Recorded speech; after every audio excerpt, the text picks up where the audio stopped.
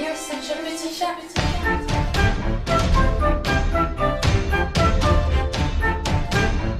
Vous me comblez d'honneur, vénérable guide, merci.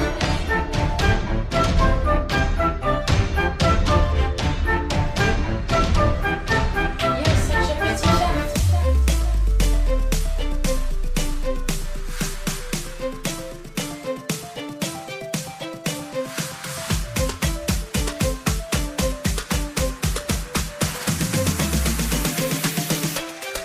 le petit chat. Serge, petit chat.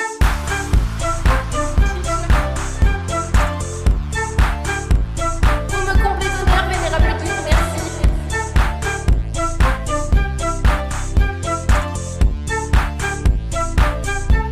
Yo, Serge, le petit chat.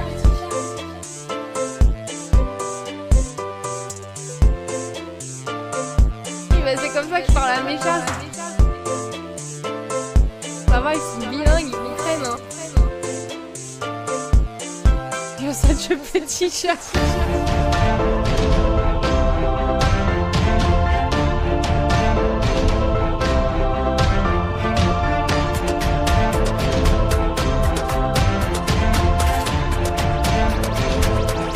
Yo, Serge, petit chat.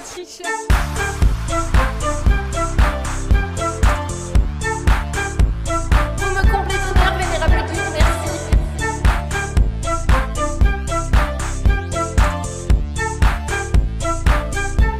Yo, Serge, le petit chat.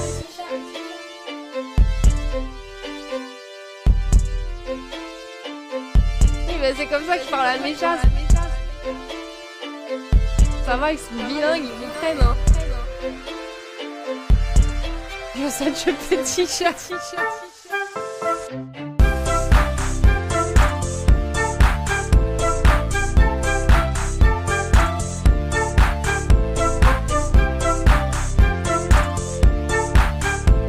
Vous me comblez d'honneur, vénérable guide, merci.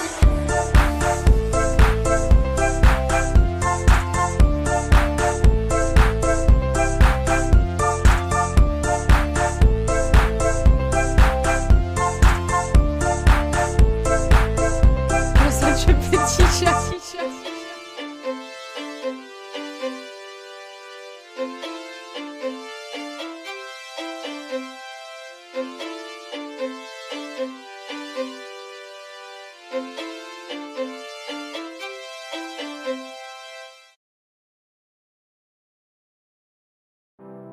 On va créer notre culte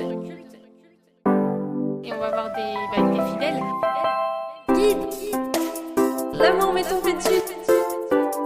C'est formidable. Mais à Sally, c'est à peine que j'existe. Pourriez-vous cueillir 10 fleurs dans les bois sombres que je puisse lui offrir? Bien sûr, Clyde. Je vous en prie, ayez pitié, laissez-moi rejoindre votre culte, je suivrai fidèlement tous vos enseignements. J'accepte. Je vous en prie, ayez pitié, laissez-moi rejoindre votre culte, je suivrai fidèlement tous vos enseignements. J'accepte.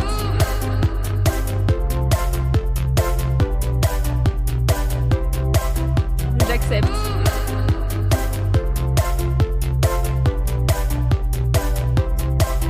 Ne bouge pas. J'accepte. Oh, merci infiniment. Ne bouge pas. J'accepte. Maintenant, je dois trouver le courage de lui dire ce que je ressens. Ne bouge pas. Et je vous en prie, ne me jugez pas, mais j'ai toujours voulu goûter un plat à base d'excréments. Pouvez-vous m'en préparer un? Bien sûr, mon petit Virox.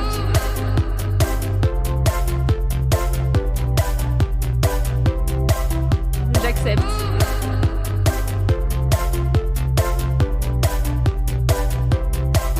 Ne bouge pas. Croyez en moi, adepte. J'accepte. Oh, merci infiniment. Ne bouge pas. Croyez en moi, adepte. J'accepte. Je savais que je pouvais vous faire confiance. Ne bouge pas. Guide.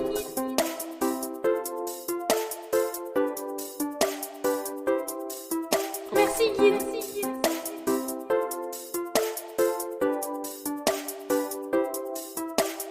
Guide. Et si nous faisions des farces aux autres membres? Sam Koala 2 fait toujours la fine bouche. Préparons-lui un plat à base d'excréments. Dis donc, à Sally, ça se fait pas, hein. Je vous en prie, ayez pitié, laissez-moi rejoindre votre culte, je suivrai fidèlement tous vos enseignements. J'accepte. Je vous en prie, ayez pitié, laissez-moi rejoindre votre culte, je suivrai fidèlement tous vos enseignements.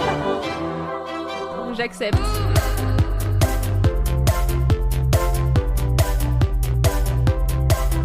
J'accepte.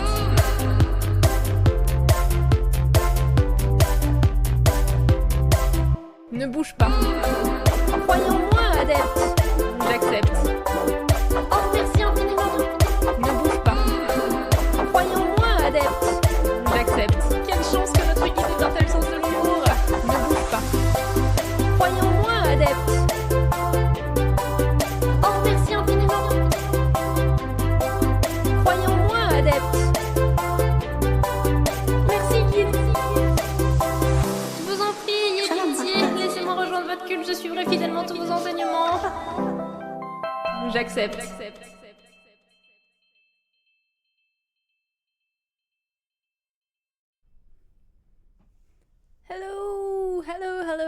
Hello everyone. Hello. Hi. Welcome to this not so usual stream. Hi everyone. Hello Mania. Hello Hugo. Hello Alta. Hello Virox. Hello Alan. Welcome. I'm just gonna go on Discord and get Alex with us. And then we'll get started. So I think Alex, if you speak, I think we can hear you. Hello? Yes, we can hear you. Testing. Hello. Is this thing turned on? Yes, it is. Hello. Okay. We can't see you yet. Hey. Let's see. Okay. Can we see us? Yes, we can see us. Hello. Hello. Hi. Cool. All right, we got a few people in the chat. I think we can get started. So, thanks everyone for showing up today. We just wanted to do. Hello, Adrian. Hello. We just wanted to do a quick kind of like, well, quick, I don't know how quick that's going to be, but a presentation and a demo of Bump. We've been talking about it for a while. So I thought I would bring the best person to talk about this platform. So me, Alex. Hello. And yeah, I guess we can just get started. Do you want to kind of tell us a little bit about Bump and why you wanted to create this platform? Yes. Yeah. So I'm a developer.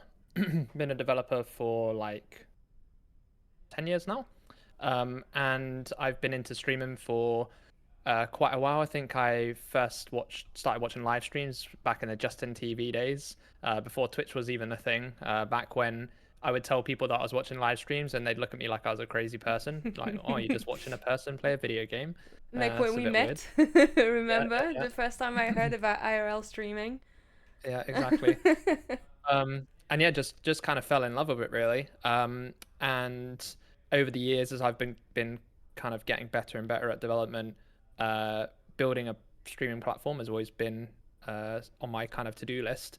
But also over the years, I've noticed a gap in the market for kind of like a modernized adult streaming website. A lot of the adult streaming websites on the market at the moment are a bit dated, maybe like a bit scuffed. And so there's definitely kind of like a room for a better platform for adult creators. And not only tech-wise, but also in terms of like terms of service-wise. It's particularly around adult content. There's a lot of gray area on other social media platforms or streaming platforms, and particularly with like Reddit or X or anywhere where it's not predominantly NSFW content, but there is a portion of content on there that's NSFW.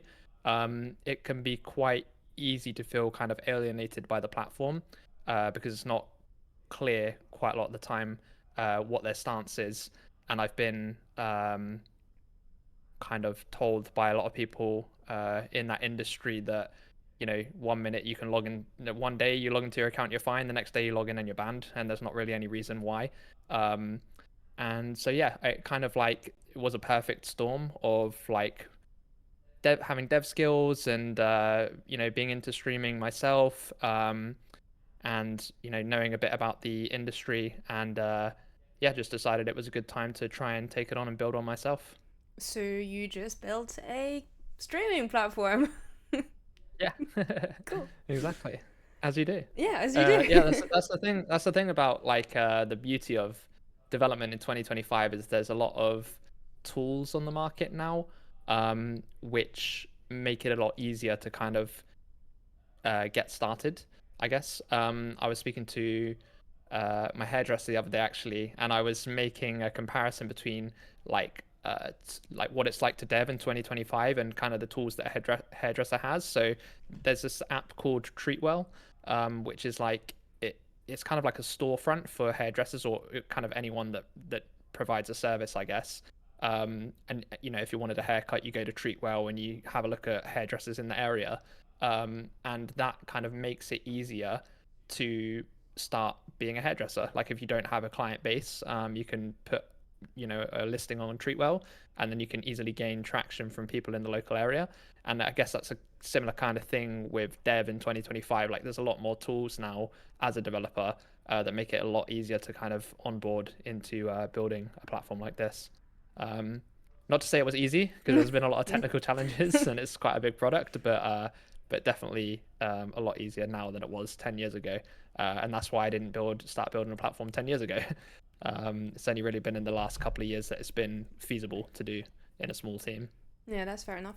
So so it's two of you behind Bump. So myself and Hugo in the chat. Hi Hugo. Yeah, so that's cool. So you got like, yeah, both of you are devs, so that's really good. Adrian says outcome looks and feels legendary. That is true. So you can see it just on your screens there. This is just a quick overview of what my page looks like on Bump. So yeah, so today we kind of wanted to kind of take you guys through what Bump is, how it works, a little bit of a deep dive on how to set up some things. So we're currently live on Bump, which is good. So you can see on your screen that I have this little live everywhere, because there's a lot of my videos on that. So yeah, I don't know, should we just start with kind of like the homepage and what it looks like? So I guess when you have a Bump account, this is what it looks like when there are videos. So you got like a bunch of videos. Do you want to talk about a little bit about like how those videos are coming up? Yeah, so when it comes to other streaming platforms, one of the things that I really don't like is when you come to the homepage and you don't really know what you're looking at, right? Like some streaming platforms, you'll have like a hero video at the top, and then kind of like the sections are below the fold, and it can quite often become overwhelming when you first visit a homepage for a streaming platform. So I wanted to kind of do something similar to what YouTube would do, for example, where you come to the homepage and you just see videos, right? Like you come to the homepage, there's a video, you can click on it. Like, you know, nothing crazy, nothing that might be overwhelming for somebody that isn't used to streaming platforms. So this top section you can see here above the categories, that's the For You section, what I call the For You section. And that will basically be serving you videos based on your watch preferences. So categories that you've watched before, videos you've watched before, like streamers you've watched before, that will basically be what's driving this For You section at the top. And there's some other weightings as well for like languages, so it makes sure to serve you content in your native language, like prioritize that content. And yeah, so with this as well, I've tried to do something a little bit different. So with Twitch, let's say as an example, they would be serving primarily live content, right? They pretty much favor live content, and when you go to the homepage, you will just be served live content for the most part. But with Bump, I wanted to try and make it a little bit more flexible, so you get a mixture of live content and video on demand. And then this way, let's say if you go live and you have a successful stream or whatever, like on other streaming platforms, usually when you end your stream, that content will just kind of die on the platform. Like it doesn't really get served past that point. And so your VOD section on other platforms becomes kind of like, you know, not really widely used, only by your followers who want to go back and watch old content, but it's not then served going forward. So I wanted to give a chance for people who have done, like, let's say high production streams in the past to then still have that stream served on the front page. So then you have the recommended categories just under the For You section. And then this is picking some trending categories basically that have been streamed to and might have a lot of views, let's say. And again, this is tailored to categories that you might be interested in. And then if you go down, each section underneath this recommended categories is just each of those categories basically. It will just be serving videos from each of those categories. There's a blank section there for just chatting. Yeah. That is something that's because basically there was a video in just chatting and the category was changed. And so we're not actually serving that video anymore. But going forward, when there's more content on the platform, that won't be an issue basically. Yeah. But yeah, so it's very straightforward, very easy to understand, and you can click into those categories as well and see more videos. But yeah, just wanted to make it as easy as possible for people who might not have used streaming platforms before to kind of understand what's going on. Yeah, so I just clicked on Lost Ark because we know there's a lot of videos there, and then you can see. So we're in the category here. So you have a little bit more details. You have a link to IGDB, the game database, and then yeah, you can see the past broadcasts that have been done on this category. So that's good. Search is great too, says Hugo. Yeah, it does work. Actually, Yeah. the other day I was actually looking for you on Twitch, and I couldn't find you, but I found you on here very easily. So yeah. Cool. That's one thing. That's a common theme with this platform that we'll find doing this demo is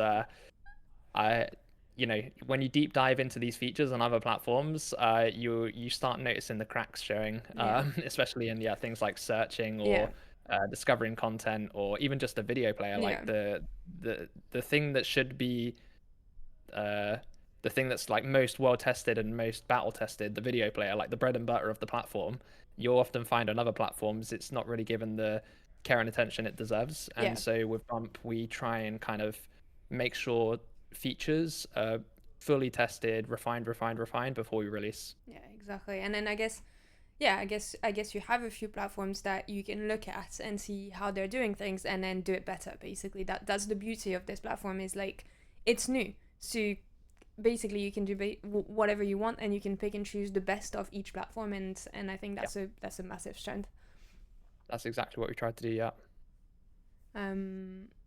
Adrian says, I almost every time get sort of stun locked when trying to navigate through Twitch, and I feel like I rely solely on followed to find what I need. This feels a lot more streamlined. Yeah, we did think a lot about this. That's a problem that I've had with Twitch for a number of years now. Like, you get your few streamers that you follow, and then it's like when they're not online, it's like, oh, I have no content now, nothing's on. So yeah, trying to make it so that you can discover new content even when the people you don't usually watch are like offline. Yeah, that sounds great. Virax, thank you so much for your sub. Thank you. My is it my first sub like ever? I think it is. I think I subbed. Oh no, you did. Yes, sorry. I don't really count though. But yeah, thank you so much, Virax. We'll deep dive on subs and tokens and all of that in a bit. Cool. So that was kind of like the homepage and stuff. I guess there's also the browse page. Do you wanna quickly talk about this as well? I guess this is a different view. Yeah. Again, super simple. You click browse, and this is kind of the home page of the browse. So you're on the broadcast tab. So with all of these videos here that you're seeing that are being served, they're across like all categories basically. It's like the For You section on the home page at the top, but just expanded out into more, and you have a couple of filter options basically, so you can filter by recommended or trending, and languages as well. And then you can see the categories as well across the platform. That'll be all the categories there on the tab above that drop down. Yeah, so if I filter by French, it's only me. Yeah. All my videos, you want to find them, just filter by French. Yeah. Funny thing, actually, we had to turn down the language filtering on the front page because you were getting filtered out of everyone's recommendations because you were the only French video. So we had to tune that down for now. La France.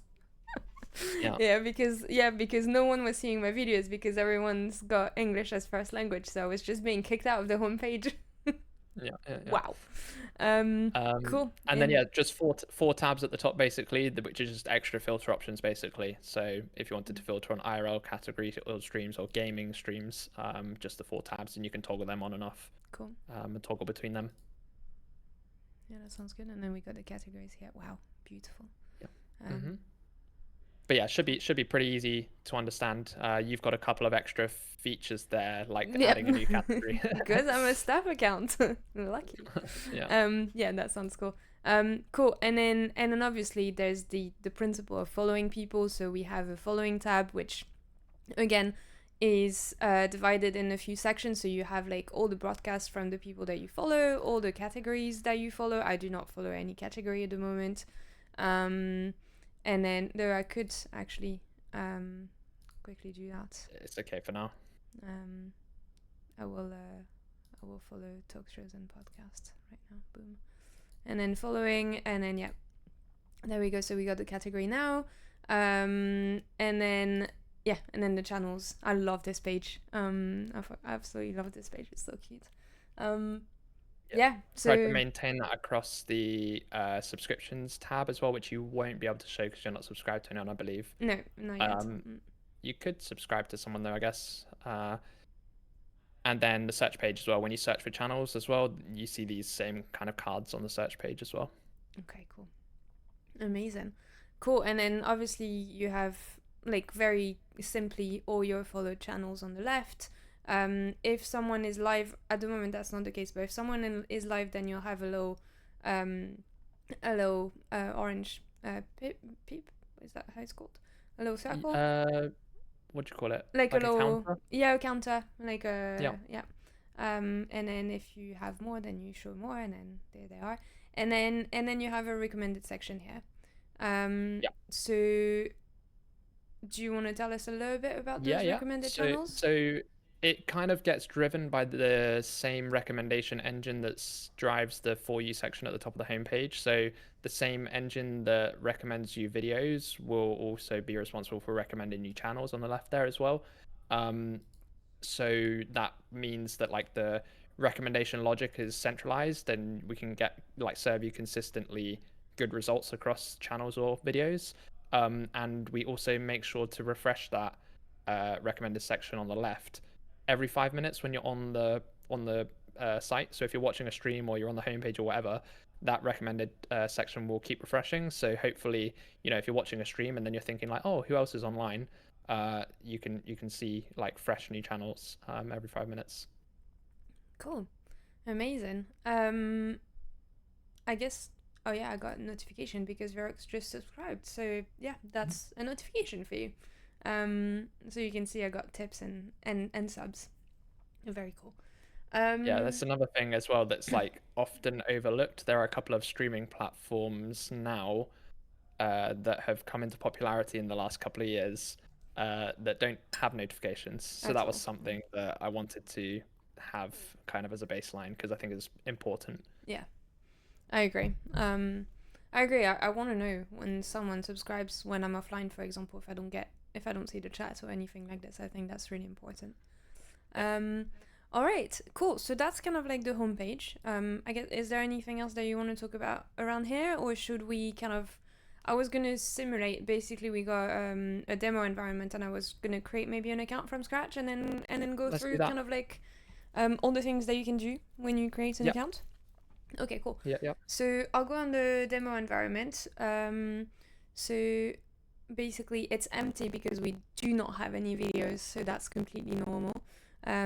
Beautiful cookies banner as well, which I'll just dismiss like this. Banner. yeah, I know. It's beautiful. Cool. So we'll just sign up, create a new account. So there's multiple ways that you can create a new account. You can do it as usual with choosing your handle, your email, password, and a birth date, and sign up like this. Or you can use a magic link or use your Google account. So I'm just gonna use a magic link because it's fun.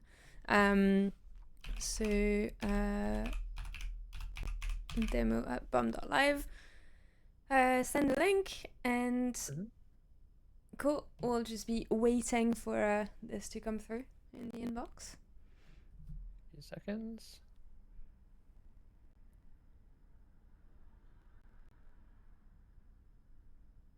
Magic. I'm just curious can I just click on this or is that gonna work? Yeah. If it's linked to that browser, then yeah. You know what? I don't even know. So let's just do this. Cool. I got an account. And my name is Rapid Banana. Beautiful.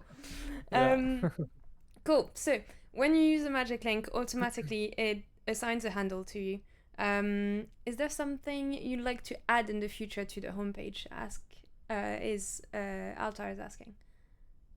I quite like the simplicity of it at the moment. Yeah, YouTube is the good example, where you kind of have the you're just immediately served some videos you might be interested in, and obviously with Bump as well, we allow some thumbnails. So I'm hoping that kind of higher quality one-off streams like events and things, where people might push it with like a nice thumbnail and actually do try and boost it in the algorithm, let's say. So hopefully when you come to this homepage, like when you go to Twitch, a lot of the time you'll see a bunch of streams, but it's like people playing like RTS games or League of Legends, and like, the thumbnails don't really mean a lot, and then you have a title that doesn't really mean a lot to you either.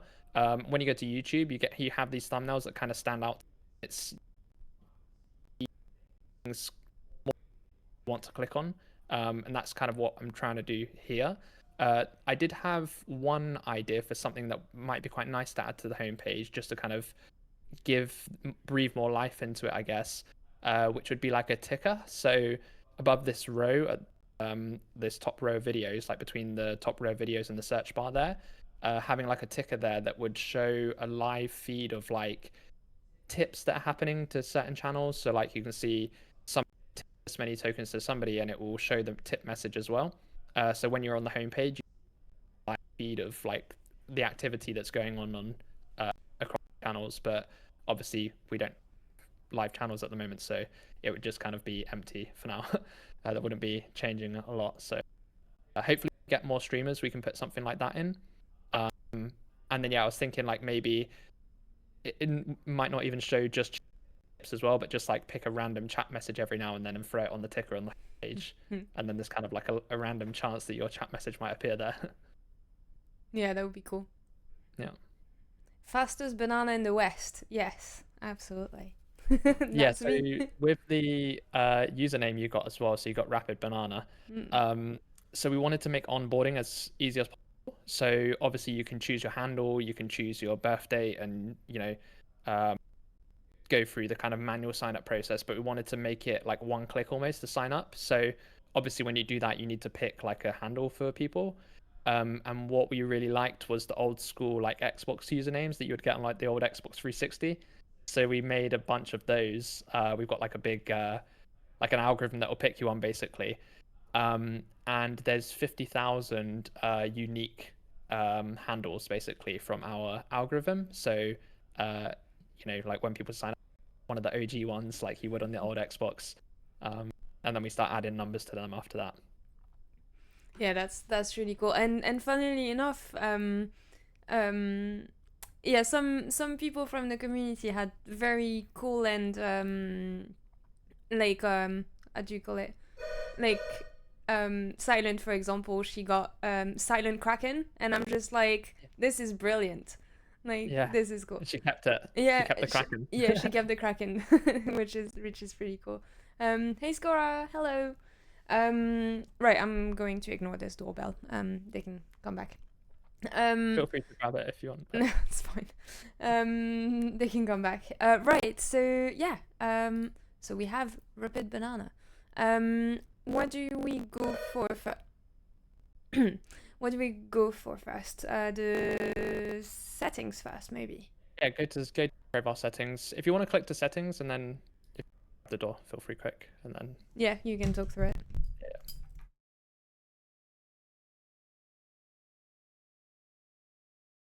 Oh wait, can people hear you? Yeah. Yeah. Oh, no, the guy's been let in now, so.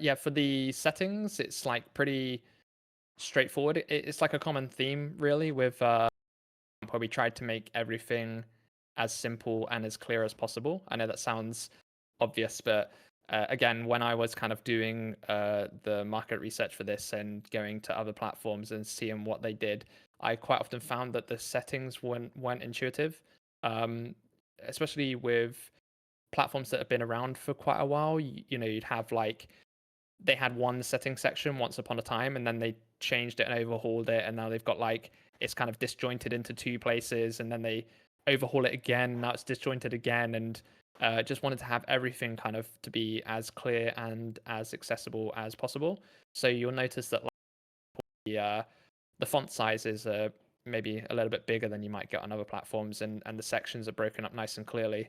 And we put a lot of work into like the grouping of the settings as well. So hopefully it should be quite easy to find what you're looking for. But yeah, I think Marian's just going to run through adding like a profile picture and stuff, and we can go through like the crop. Absolutely. So let's do that. Cool. So I can go through this. So I'll just I don't want to do that. Well, I will do that anyway. Cool. So I have a profile picture here. Perfect. Shameless branding. And then yeah, so I can just crop that as I want. Basically, it's pretty cool. Yeah.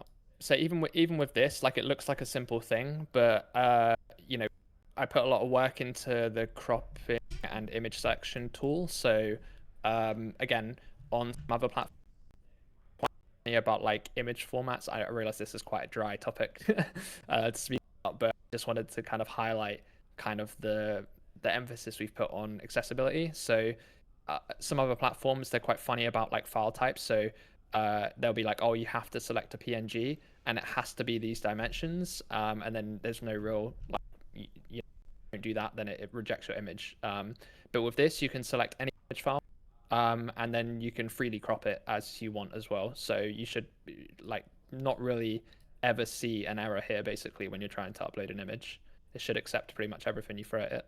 Cool. I'll just unless do the that. image is too small, obviously. Yeah, I'll just do that.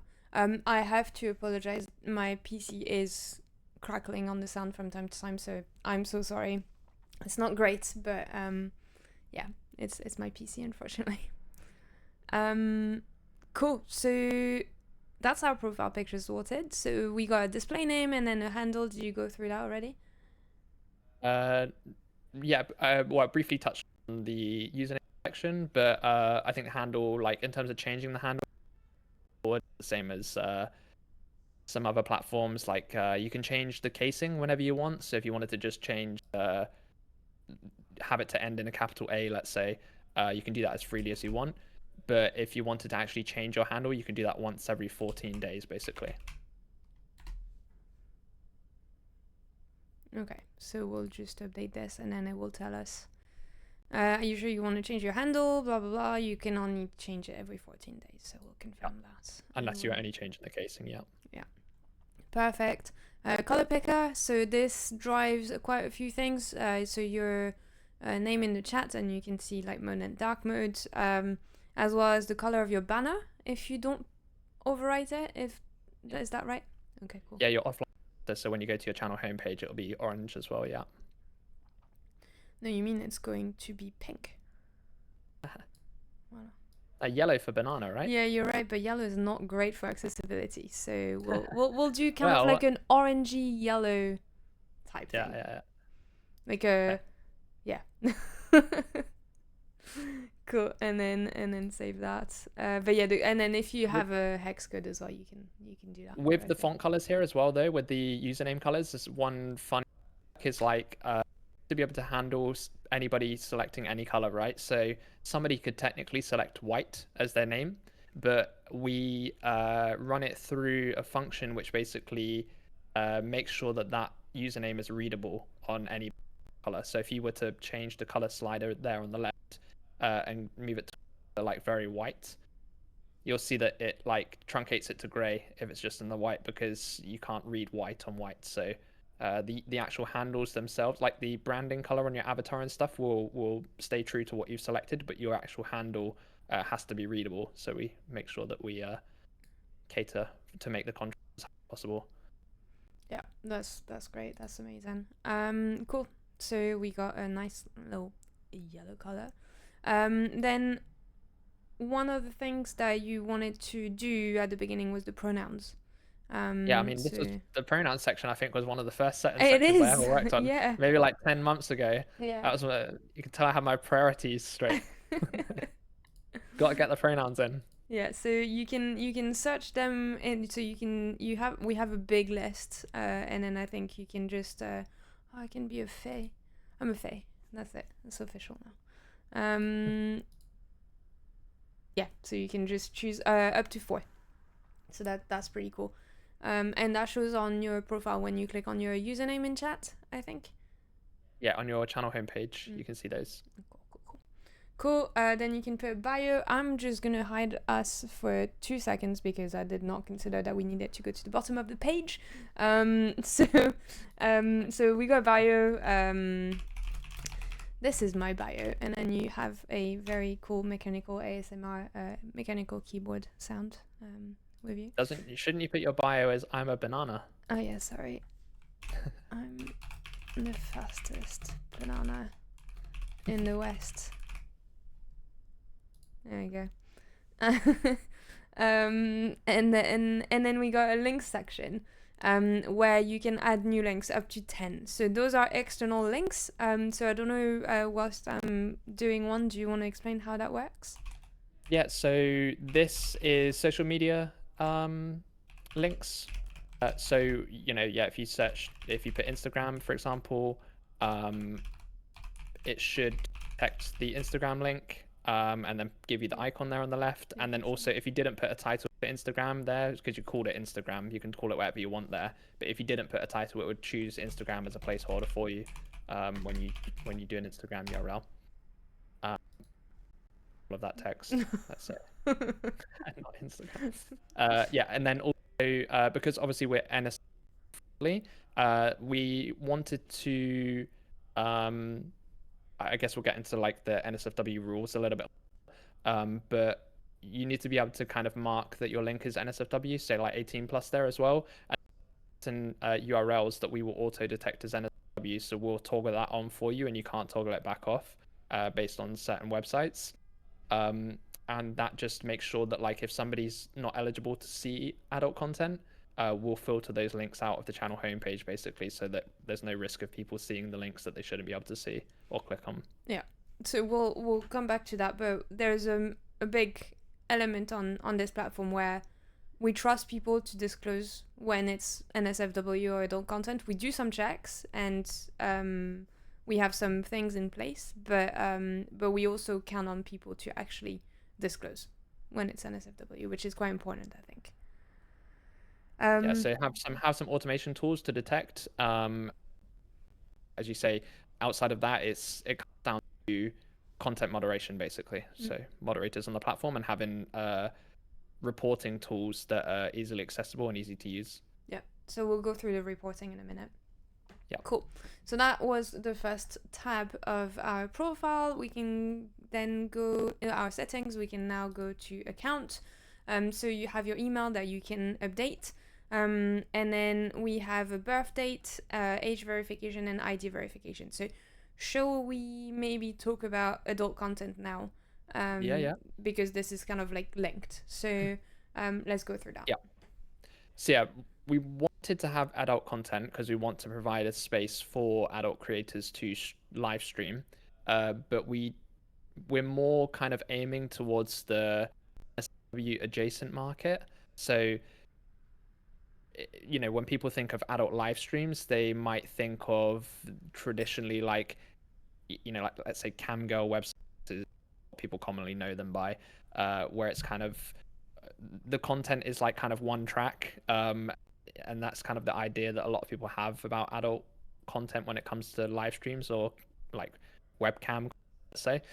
But we wanted to aim for more of like the in-between market. So obviously on Twitch there was a big trend started a few years ago of like the hot tub meta, let's say, where people were trying to push the boundaries of the TOS and kind of ride that line as much as they could, and then they were linking externally out to like platforms like OnlyFans and stuff.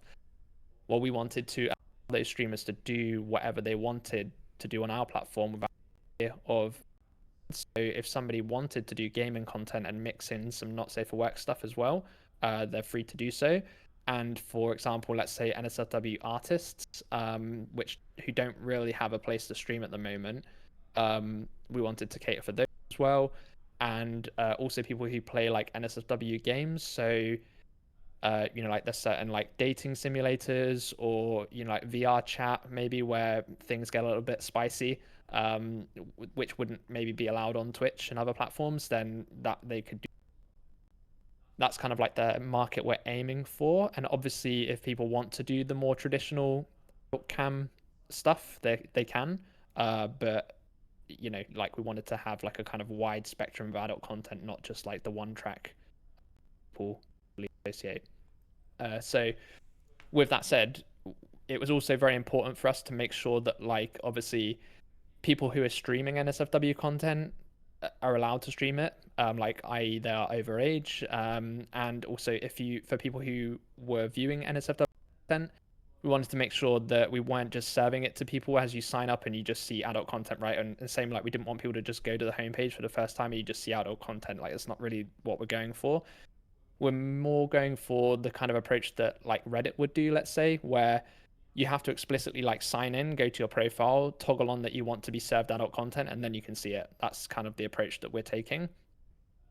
So with the ID verification is required for broad W content, and then age verification is required if you want to see it or view it, basically. Can you just say that again, please, because that cut. Sorry. Yeah. ID verification is required if you want to stream NSFW content, and then age verification is required if you want to view NSFW content. But obviously if you're ID verified, it overrides the age verification, so it like supersedes it. Yeah. So it basically the difference between the two is ID verification would require you to provide like a ID, so a passport or a driver's license, but age verification is more not as strict. Basically you can provide like a likeness like selfie, let's say, and it will kind of scan your face, or you can provide like certain other documents to prove your age. Basically it's not as strict as the ID verification, but it does give us like a pretty strong indication of whether somebody is of age. Yeah, that's good. And there's also a law coming in to the UK later on this year, which requires social media to age verify people if they're serving adult content, and that's been a common theme across a few different countries in the past year. So we're just kind of getting ahead of the curve on that one as well. Yeah, it's extremely important to us not to serve this content to people who can't see it, but at the same time we're also kind of thinking forward in that respect as well. Yeah, exactly. And then I guess it's important to say that any document that you submit for ID verification or age verification is not held on our platform at all. We're using third parties for this, and yeah, so your data is safe. Trusted third parties that are like the biggest this stuff. So yeah, like when you have PayPal for payments, we're using that equivalent for the ID verification, basically. Yeah, exactly. So that's quite important. So I could add a birthday, but not ID verify. Yeah. Well, actually, if you go to your preferences at the top there. Yeah. Before you set your birthday. Yes, you're right. Content preferences, where you've got show adult content and blur adult content, and then you're prompted to add a birthday before you can even toggle those on. Right. So if I click add a birthday, then it takes me back to my account, and then I can then provide a birthday. This is not my real birthday. I wish I was that young. And update that, so that should be good. So now if I go to my preferences, it's still disabled because I need to verify my age. So putting a birth date that is saying that you're more than 18 years old is not good enough, basically, to be able to see adult content. So you need to verify your age. Did you just change the something? No. Oh. Where did the banner go? Oh, did you just verify my age? Hugo did it. Oh, I was like, what the fuck is going on? Magic. Cool. So Hugo just magically verified my age, so I can now toggle on adult content and blur adult content if I want to or not. So that's really good. Cool. So I think that's good for adult content. We can just quickly move on to security and privacy. So you can change your password. So at the moment, because I signed up with a magic link, I don't have a password, so I can just modify this and then just add a new one. You do not need a password to log in. Yeah, so if you magic link in, you don't have a password by default, but you can still assign a password to your account and then log just a password going forward if you want to, so you don't have to use magic link anymore. Same with SSO. If you use Google sign in, let's say, you can then set a password and just log in with username password if you wanted to. So initially we were going to just have magic link, but we realized that there is a portion of people who prefer password. They just want to have like a password manager and click a button and they sign in. And also, if you magic link in and you only have that available and then somebody loses access to their email and they can't get in anymore, that's a bit of a headache for the platform and the user themselves. So having those people, if they set a password and then they lose access to their email, they'll get in. Yeah, exactly. So that's pretty straightforward. You can set up two-factor authentication if you want.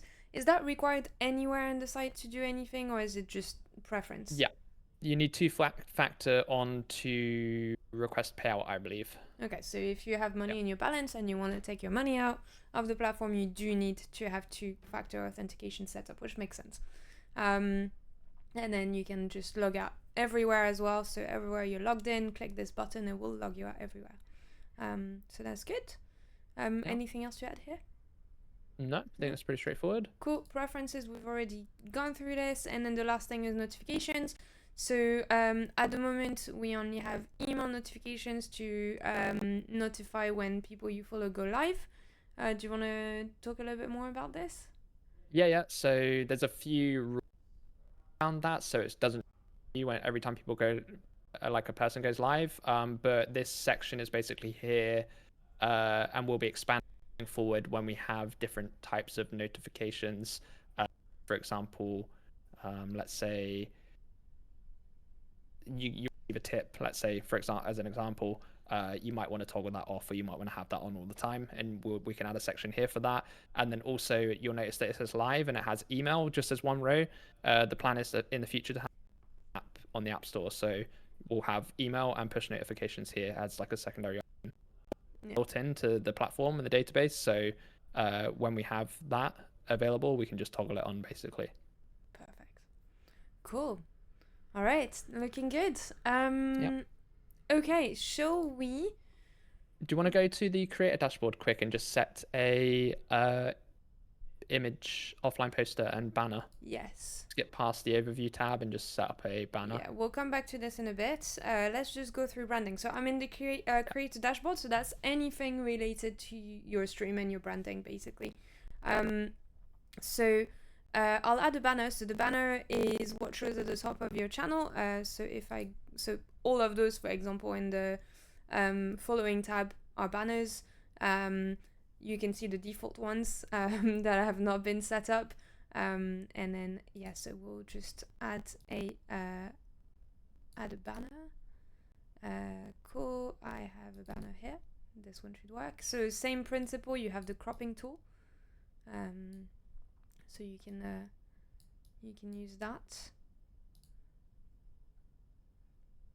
And then again, same thing, right? We're not restricted on most things. We need an image that's at least 24.8 by 1152 pixels and no larger than 6 megabytes. So I guess those are the things to respect. And then that's the best results though, so you don't have to have that. There are a lot lower than the guideline. Okay. And then offline poster, so that's what shows when you're offline, so I'll just leave that here like this, not modify this one.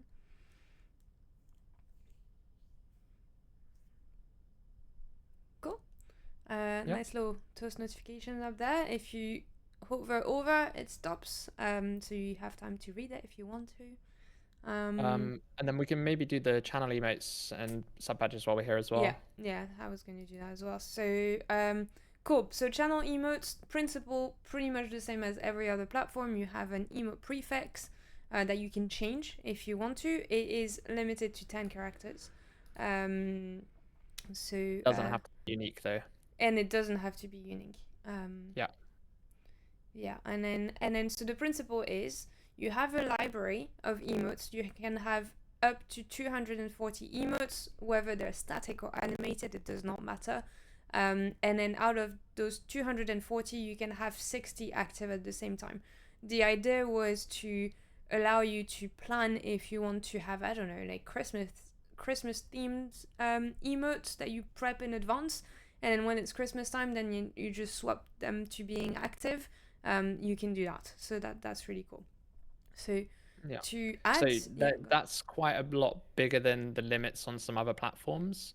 Some other platforms don't allow you to have emotes until like your affiliate, and then even then you get like 10 slots, and then it's really hard to unlock any more slots unless you have like a lot of subscribers, let's say. So we wanted to have kind of everyone on an even playing field here. And then something else about emotes as well is we kind of have a different approach to how we handle emotes to Twitch. And so Twitch, for example, you have to subscribe to somebody to use the emotes, right? But on Bump, you only have to follow them to be able to use their emotes. However, if you wanted to use that channel's emotes globally in other channels, then you'd have to subscribe. That's similar to how Discord works, I guess, where it's like if you join a server, you can use the emotes in that server, but if you want to use them, you have to have Nitro or something. And this way, we thought it was kind of nicer that way for the average viewer that might not be able to subscribe, let's say, but still kind of want to be involved in the stream and be involved in the community. But also it kind of opens up a couple of nice workflows. So let's say if you're an emote artist, and you don't stream, but you emote, you could upload a bunch of emotes to your channel, and then somebody could subscribe to your channel purely to get access to your emotes, right? So, for example, there's a couple of Discord channels that I'm only in those channels just to get access to the emotes that then I can use in private chats and stuff. So that's a similar thing here.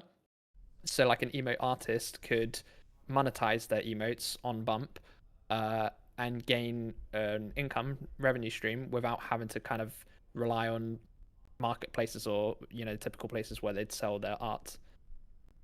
Yeah, exactly. So that's really good.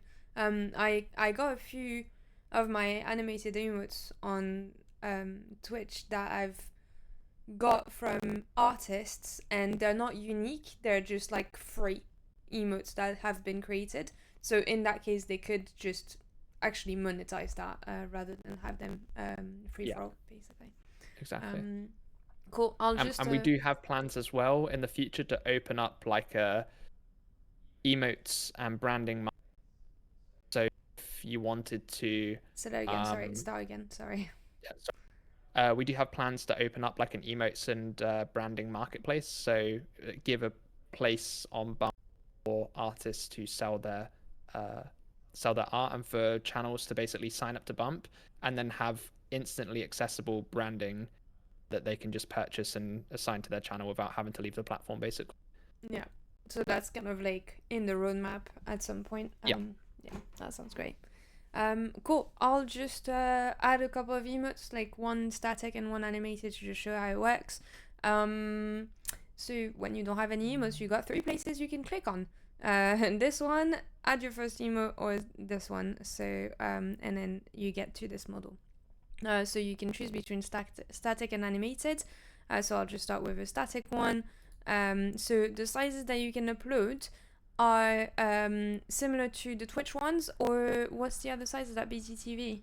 Yeah, so the 112, 56, and 28 is what Twitch allows, and also Kick. So if people are coming across from those platforms, they'll probably have those formats already saved. And then the other set of sizes is from 7TV. So that's a popular extension on Twitch that a lot of people use for emotes. So again, if people want to just like kind of download from 7TV and then upload here, they'll be in the correct format that we accept straight away. Exactly. So you need to upload 3 different sizes of your emotes. The images must be exactly the same image. They must be square. They must have each a maximum file size of 100 KB, and they can't be animated, these ones. So once you've done this, you need to name your emotes. So this will then be the shortcut to call your emote in chat, and then you can decide whether you want it active or not. If you tick the active, then it will automatically move into your active emotes and people can start using it right away. So I'll just save that. Yeah, we do also have plans to introduce something similar to Twitch with the auto resizing at some point.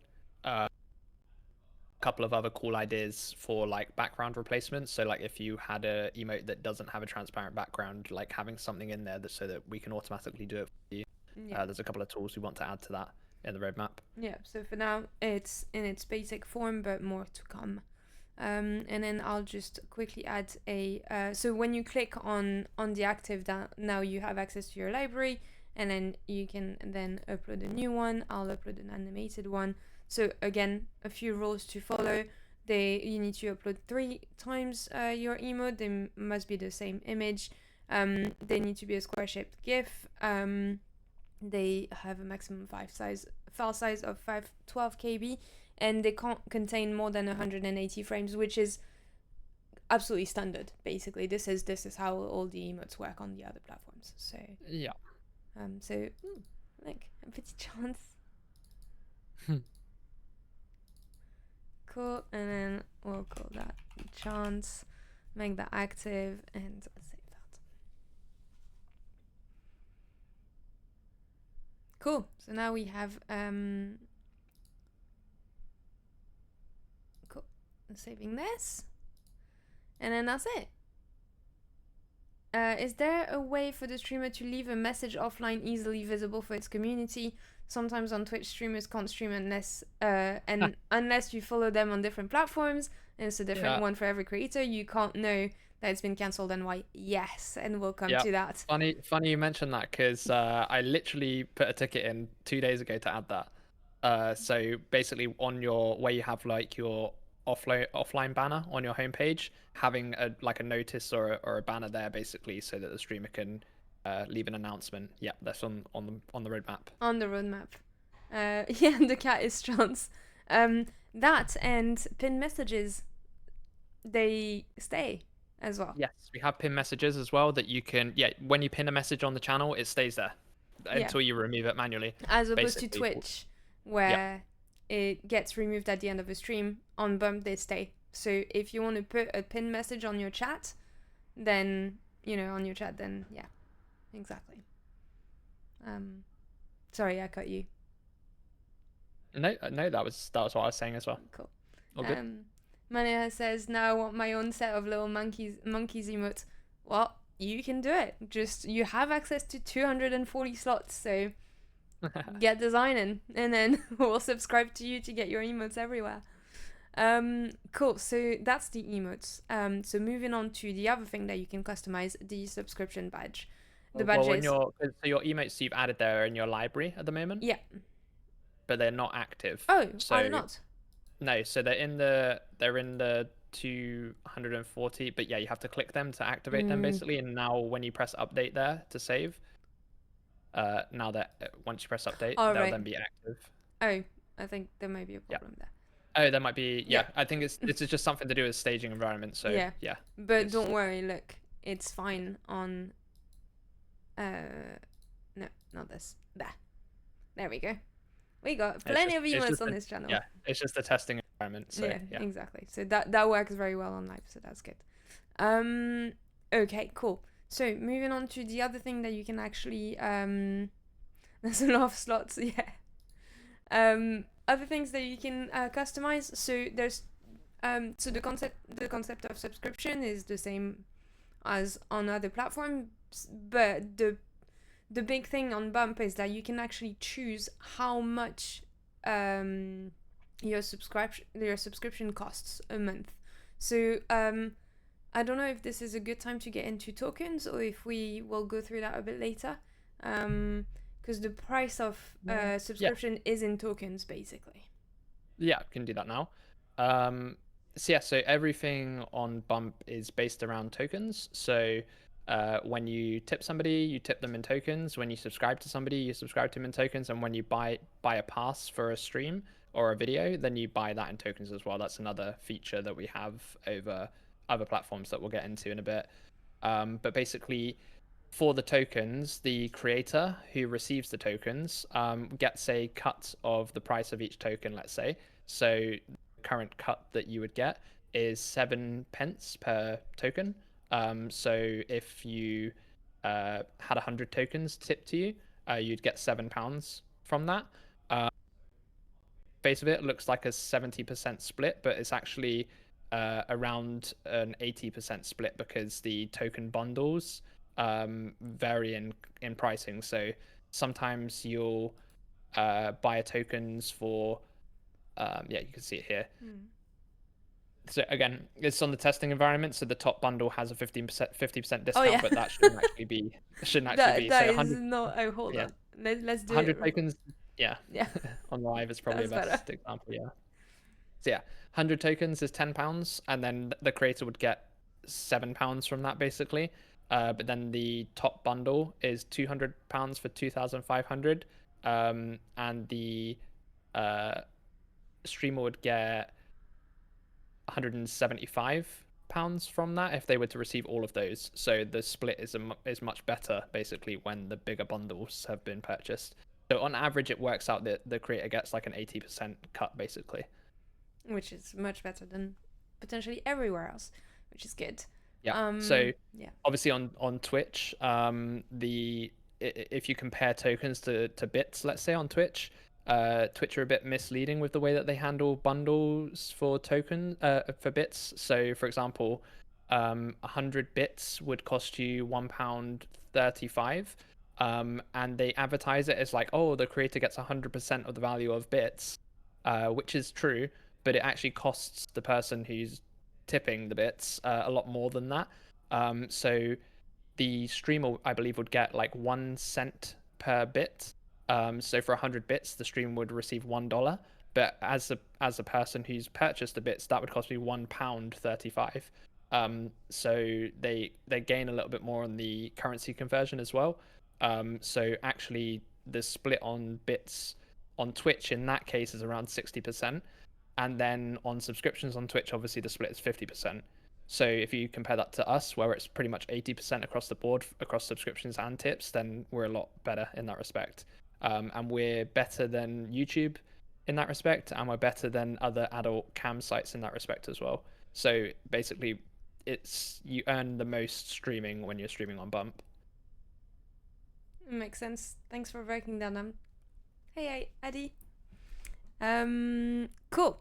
Amazing. So, I mean, I might as well just show you guys what that looks like when you want to buy tokens. So, there's plenty of places on Bump where you'll be prompted to buy tokens if you don't have enough to do what you're trying to do. We'll go into that a little bit later. But one way to get tokens is to go to click on your profile picture and then just click on the number of tokens that you have there. And then you have a choice of bundles, and then you can click on one. And basically, you have two options to buy tokens. You can use crypto. If you don't know how to use crypto, we have help articles, which I forgot to show. But basically, we have an extensive help section under help and support here. So full help center. So if you have any questions, you can just go in there, and then it's very likely that there's an article on what you're trying to do. So we have an article there, or you can use PayPal. So you just need to click this. I'm not going to do it because I'm logged in and everything, but it's just the usual PayPal checkout. Click that need help with crypto there. Oh yeah, there you go.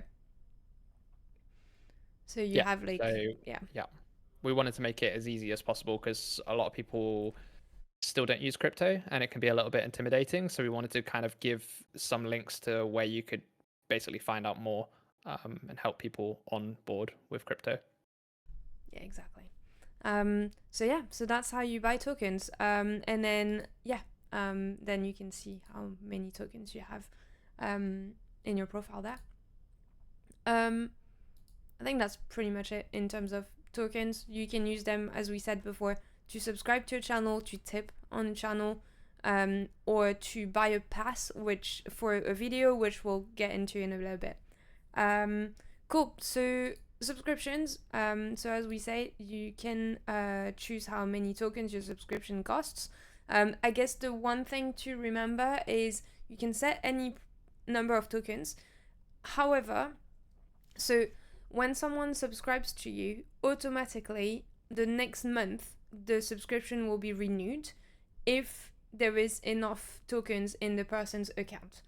Now, if the price changes of your subscription, if it goes down, then it will renew automatically at the new price. However, if you put your price up, any automatic renewal will stop, because we can't really take more tokens from people without letting them know. So yeah, I guess this is how it works.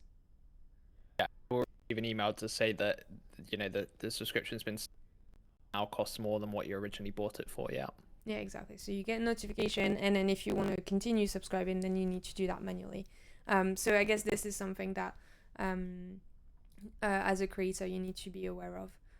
But yeah, so and then when you try and set your subscription price, then it gives you an idea as to how much you'll earn per subscription per month, basically. So that's it. I'm gonna put that very expensive.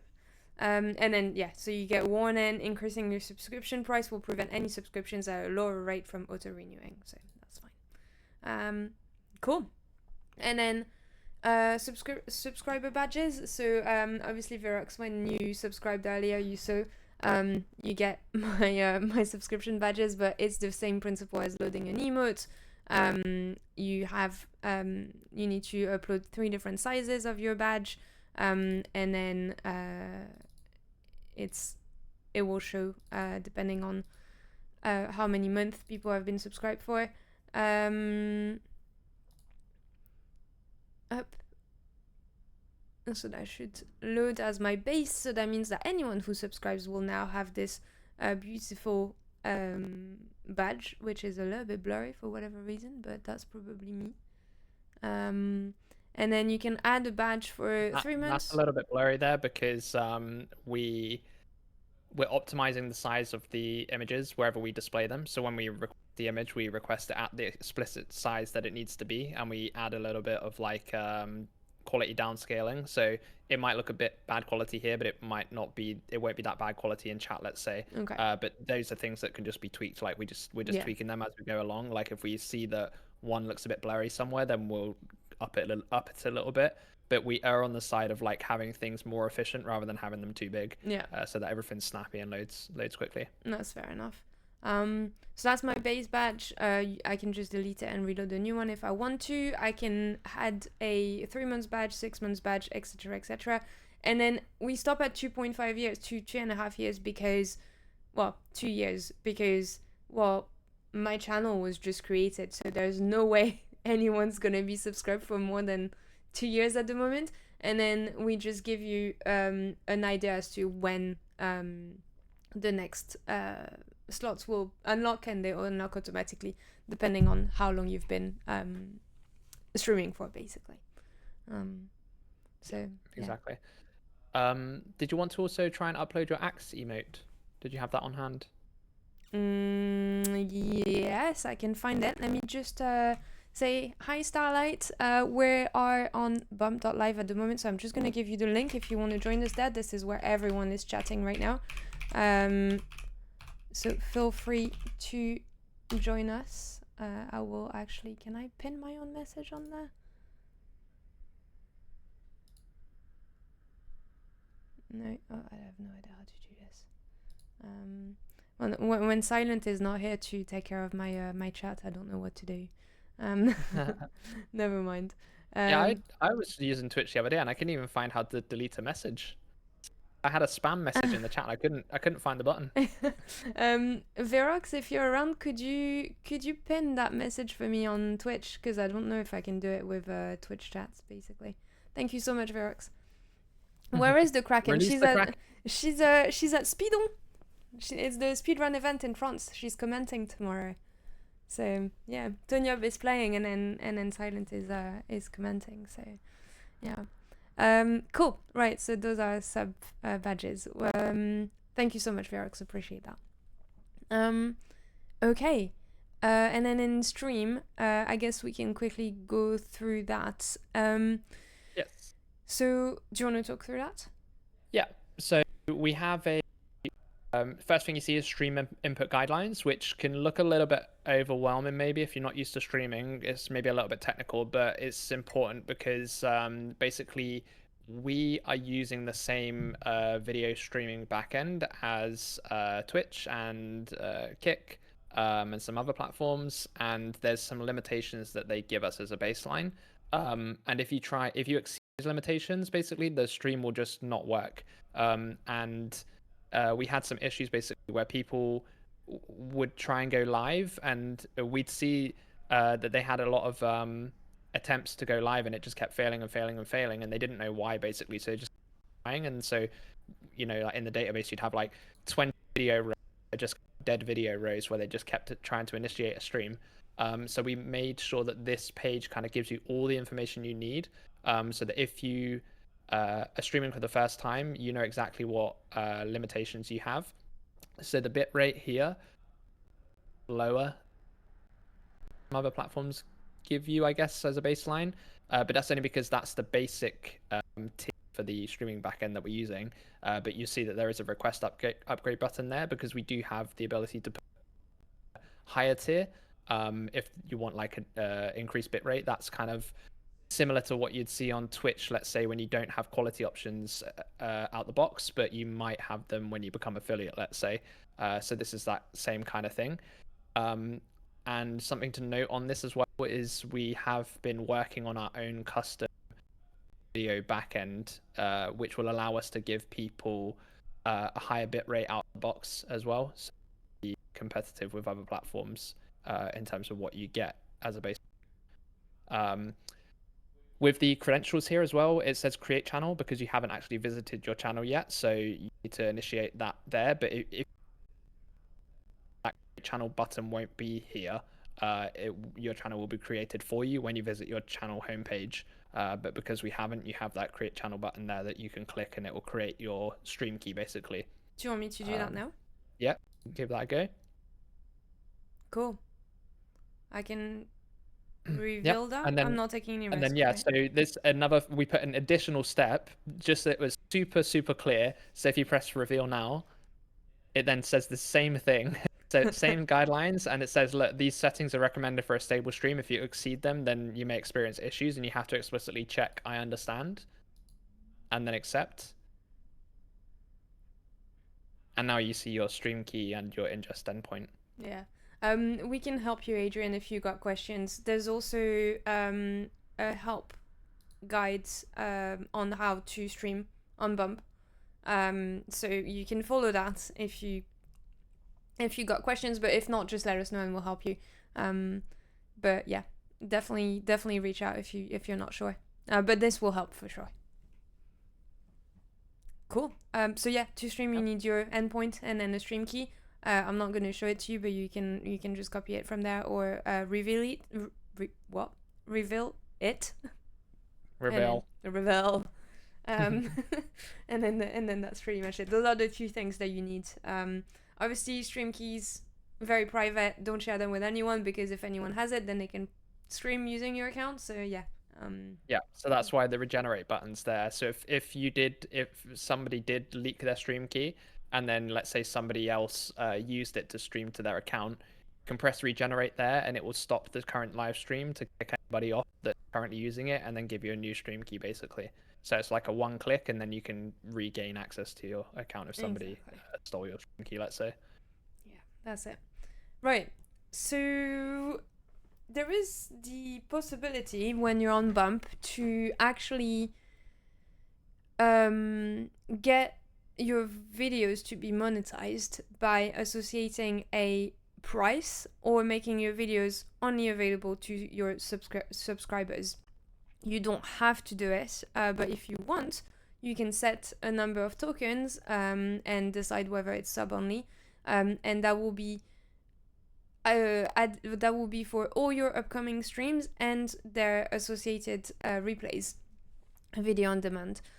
So this is if you want to really monetize all your videos, you can do that.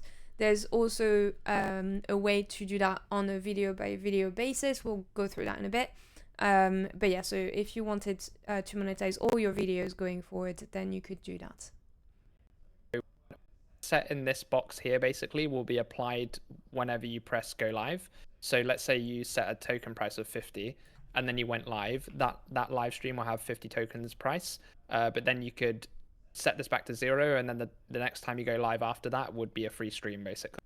And yeah, so when, let's say again, you set the price at 50, you go live, that live is now worth 50 tokens. When you end that live, the replay or the VOD is also 50 tokens, but you can edit that as well. So let's say you wanted the live stream to be 50 tokens. When you go offline, you actually want the VOD to be 100 tokens. You can edit the price, or you can remove the price if you want to.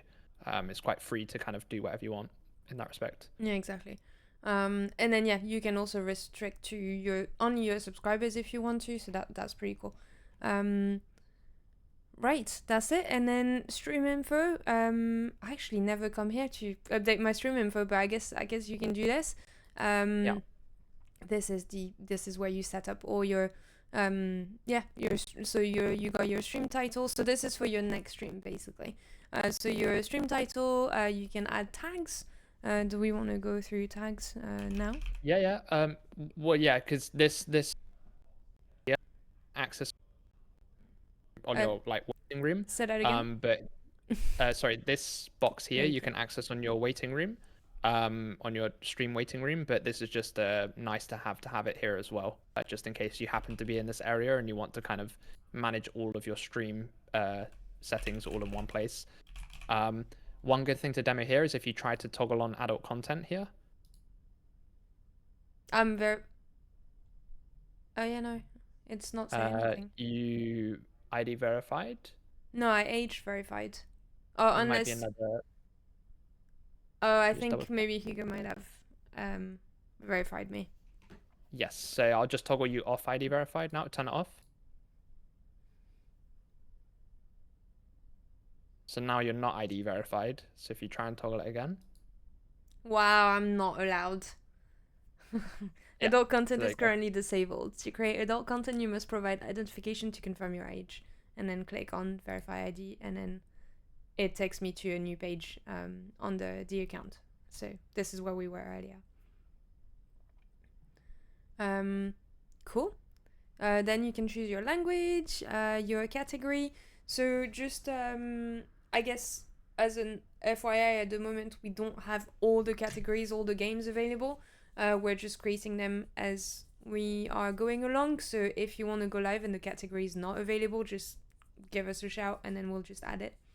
But yeah. Yeah, we just wanted to keep because we actually get the game information from IGDB, which is the like you have IMDb for movies, the IGDB is for games, and it's quite a large database, and like 95% of those games might not ever be streamed on Bump, so we wanted to try and keep it as lightweight as possible. So we're just adding them as we go along. We have a baseline of a lot of popular games. Yeah, exactly. Yeah, exactly. As Hugo says, we could turn it on and start getting them, but it's just of unplayed games in there, so we kind of want to keep everything clean. Which is fine. So that's cool. So if you you can also add a description. So the description is a little bit similar to what you get on YouTube, I guess. So this is something that Twitch streamers are not used to. So this is something that you can just add, I don't know, a description under your live or your video to just say what this is about, or add more links or whatever you want to do. Like underneath show it on the channel page. We can probably go there now, actually. Yeah, I think we're done here. So this is a description. Save that. Oh, failed to update video details. Please try again. Okay. There's another testing environment quirk. Don't worry. Yeah. Okay. It's working fine on live. Cool. Right. So are we staying on the demo environment to go to my channel, or are we Yeah, going on my just while we channel? look at the chat. Yes. So if you go to your channel homepage here. Right. So this is my channel homepage. Actually, when you actually have videos, this is what it looks like. Yeah. So similar to it's very similar to YouTube kind of style, I guess, more so than like Twitch. And again, we wanted to keep it kind of as clean as possible, easy to understand as possible. Again, when you go to like a Twitch channel homepage, it can be a little bit overwhelming, like you don't really know what you're looking at, but hopefully this will be kind of clear what's going on. So you have your hero video at the top, which will be your live stream, or if you have a scheduled stream, that'll be at the top as well instead of the live stream if you're not live. And then yeah, just all of your VODs are directly below that. But yeah, if you go back to your testing account. I can't remember where it is. There we go. Yeah, and then if you go to the waiting room. Yeah, so first you can see here we got the pronouns that we set before, your little description there. If you click on more, then you have like just a different view of everything, and then if the description was longer, it would show there as well. It shows you when I joined, and then the channel details, and also not Instagram and that link that I added earlier. Yeah, so waiting room. Whee!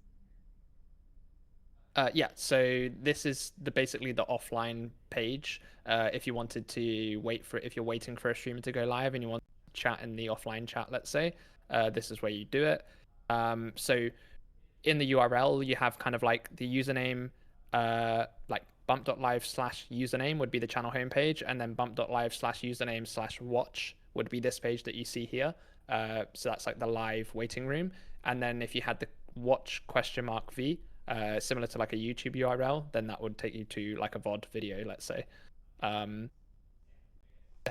With here, we can show some chat and interactions. Yes, so I'm gonna move you. Sorry. Yep. There we go. You've been moved. So yeah, I can generate some chat messages here. Start some messages come through, and then you'll see messages come through, but also you'll see interactions come through. So you'll see tips coming through. You'll see subscriptions. We also have subscription renews as well, and then we have past purchases as well. It's so weird to see my own name popping up in the chat when it's not me. I was the same earlier. Let me pause these chat messages. Do you want to create a scheduled stream, and then we can see some passes being purchased for the scheduled stream? Yeah, and maybe a goal as well. Yeah, and a goal. Yeah. Okay, so we have like a few icons there on the bottom that allow you to do a few things. So I guess the first thing is schedule a stream. So the principle of scheduling a stream is to let people know that you will be going live at some point on a specific subject. The idea behind it was that you can schedule a stream for later and put a price on it so that people can buy a pass in advance. So for example, if you're planning an event, so let's say the Aqua Game Awards, for example, that I do every year, I could schedule that stream in advance and then put a price in tokens on it, or restrict it to sub only if I want to as well. And then I can just post on other social media and then just say, if you want to attend the Aqua Game Awards, then you can buy a pass for it, and then people can do that. I guess, do you want to take us through kind of like how that works? Yeah, so the actual, like, there was a couple of reasons why we wanted to add this. There's one kind of workflow that a lot of adult creators use on other cam websites, where they might like have a regular live stream, but they might want to then roll into like a paid segment or a paid section of the stream. So it opens up that workflow. So you could be live, but whilst you're live, you could schedule a scheduled stream. And you'll have a banner show underneath your live video to say that there's a new one starting soon, with a CTA to buy a pass for it. And then when the time rolls around, then the stream would kind of seamlessly switch into the scheduled one. and then only people who have a pass could view it. And then also, you've already touched on it, but events is another big one. So the example I always use is like a boxing event, let's say. There's quite a lot of event promoters to see how many passes they have sold like in pre-sale, let's say. So having this, and like, let's say you can have a scheduled stream, and then when you go to the channel homepage, let's say 2 weeks leading up to the event, that will be advertised on the channel homepage, and people can buy a pass at any point up until the event. So it means that whoever's running the scheduled stream could have things like early bird pricing, right? So they could have like, if you buy in the first 2 days, then it costs this amount, but then the price might go up, and then you could put the price up again like 1 day before it starts, let's say, so that you're promoting to get people in early if you want to do that way. Yeah, that's a great idea. It's a really cool concept. I guess the thing that streamers need to be, or content creators need to be aware of, is it's not because you schedule a stream that it will go live automatically at that time. And I guess this is where we need to kind of like explain how that works. So I'll just set one up for in 8 minutes. I'll just do that, right? In 8 minutes. I'll put a price on it. We can put it at 0 as well, right? It can be free if we want to. Yeah, exactly. And then I'll do sub only as well. If it was a adult content stream, then you would need to toggle that. And then it's the same details as we did earlier, right? So you got a title, scheduled stream. You can put tags, language, category if you know what it's gonna be, and then description. I can't write. Description of my schedule stream. I can't type, I'm sorry. Okay, save that. Cool. So we now have a schedule stream. You can schedule up to 7? Yeah, exactly. Okay, cool. If I click the schedule stream button here, I can schedule a new one, and this is it. So we also have like a little countdown, and here you can see that it's subscribers only, and it costs 50 tokens. If you're the creator and you hover there, it tells you how many you've sold. At the moment, I have not sold any. Yeah, I guess that's that from here. And then you can obviously add a thumbnail to it if you wanted to. So like if you had an event and you wanted a custom thumbnail for it, you can add one. I don't know if you have one on hand. Maybe use your offline poster or something. If I got plenty. Oh yeah, one thing to note about the graphics as well. So although we allow adult content, we don't allow adult content in emotes or subscriber badges. But we do allow adult content in video thumbnails, because if you don't have a custom thumbnail, let's say, then you'll have an auto-generated thumbnail that's generated every few seconds. And obviously, if you're running, that thumbnail could have adult content in it. So we also allow you to upload a custom thumbnail that's adult content as well. But there is quite strict auto moderation on the image uploads. So if you try and upload something that is in nature, so I mean, at the moment it's very strict, and we're tweaking the rules as we go forward, but we're again erring on the side of being like overly strict. So yeah, if you tried to put this one, it would probably get flagged because of the weapons. We're on the demo, so I'm not sure it will. But on live, oh yeah, there we go. So I am not allowed to post sniper resistance because it's very, very strict. So what happens in that case is that... Oh, sorry. Go on. No, you're gone. Yeah. So we have a quite advanced, I would say, in comparison to other platforms, where we have a live dashboard basically for the admins, and that dashboard will have any reports that are going on. So anytime somebody reports a channel, it will have a live feed of that. Anytime there's a content review that needs doing, like this, where something gets flagged, we have a live dashboard for that as well. And for bans as well, like anytime someone gets banned, we have a live dashboard for that, so we can kind of keep an eye on anything that's going on. And yeah, as you said, like this is very strict at the moment because this has weapons in it. It's getting flagged, but we are erring on the side of being overly strict at the moment. And as we grow, we might tweak that. But yeah, basically, when you try and appeal this, it will go into a bucket in a list for us to review as an admin, and then we can go into that basically whether it's allowed or not. And then if we approve it, then it will then get applied to the video. Cool. So I will submit this. Yeah, I probably can. Yeah, if you submit that now, and then I can. Yeah, so I can see it here, and I can see this is an official game cover image, and the details that you've put in, and then I can just put a reason to why approve it, and then approve. There we go. And then if you refresh. Nope, didn't even need to refresh. Cool. Perfect. Yeah, and then also on that dashboard as well, we can approve the thumbnail, but then toggle it to NSFW. So if you go to edit your thumbnail now. Oh wait, thumbnail. There's is NSFW, so the adult content flag. If we can approve the thumbnail, but also toggle that on at the point of approval, because we allow adult thumbnails, we can say, okay, this is allowed, but it has to be flagged as NSFW. And if we flag it as NSFW as a moderator, actually, if I go to your channel now, if you close that, I can go to your thumbnail as a mod, and I can toggle on adult content and save the thumbnail. And then if you go to edit your thumbnail again. No, wait, not yet.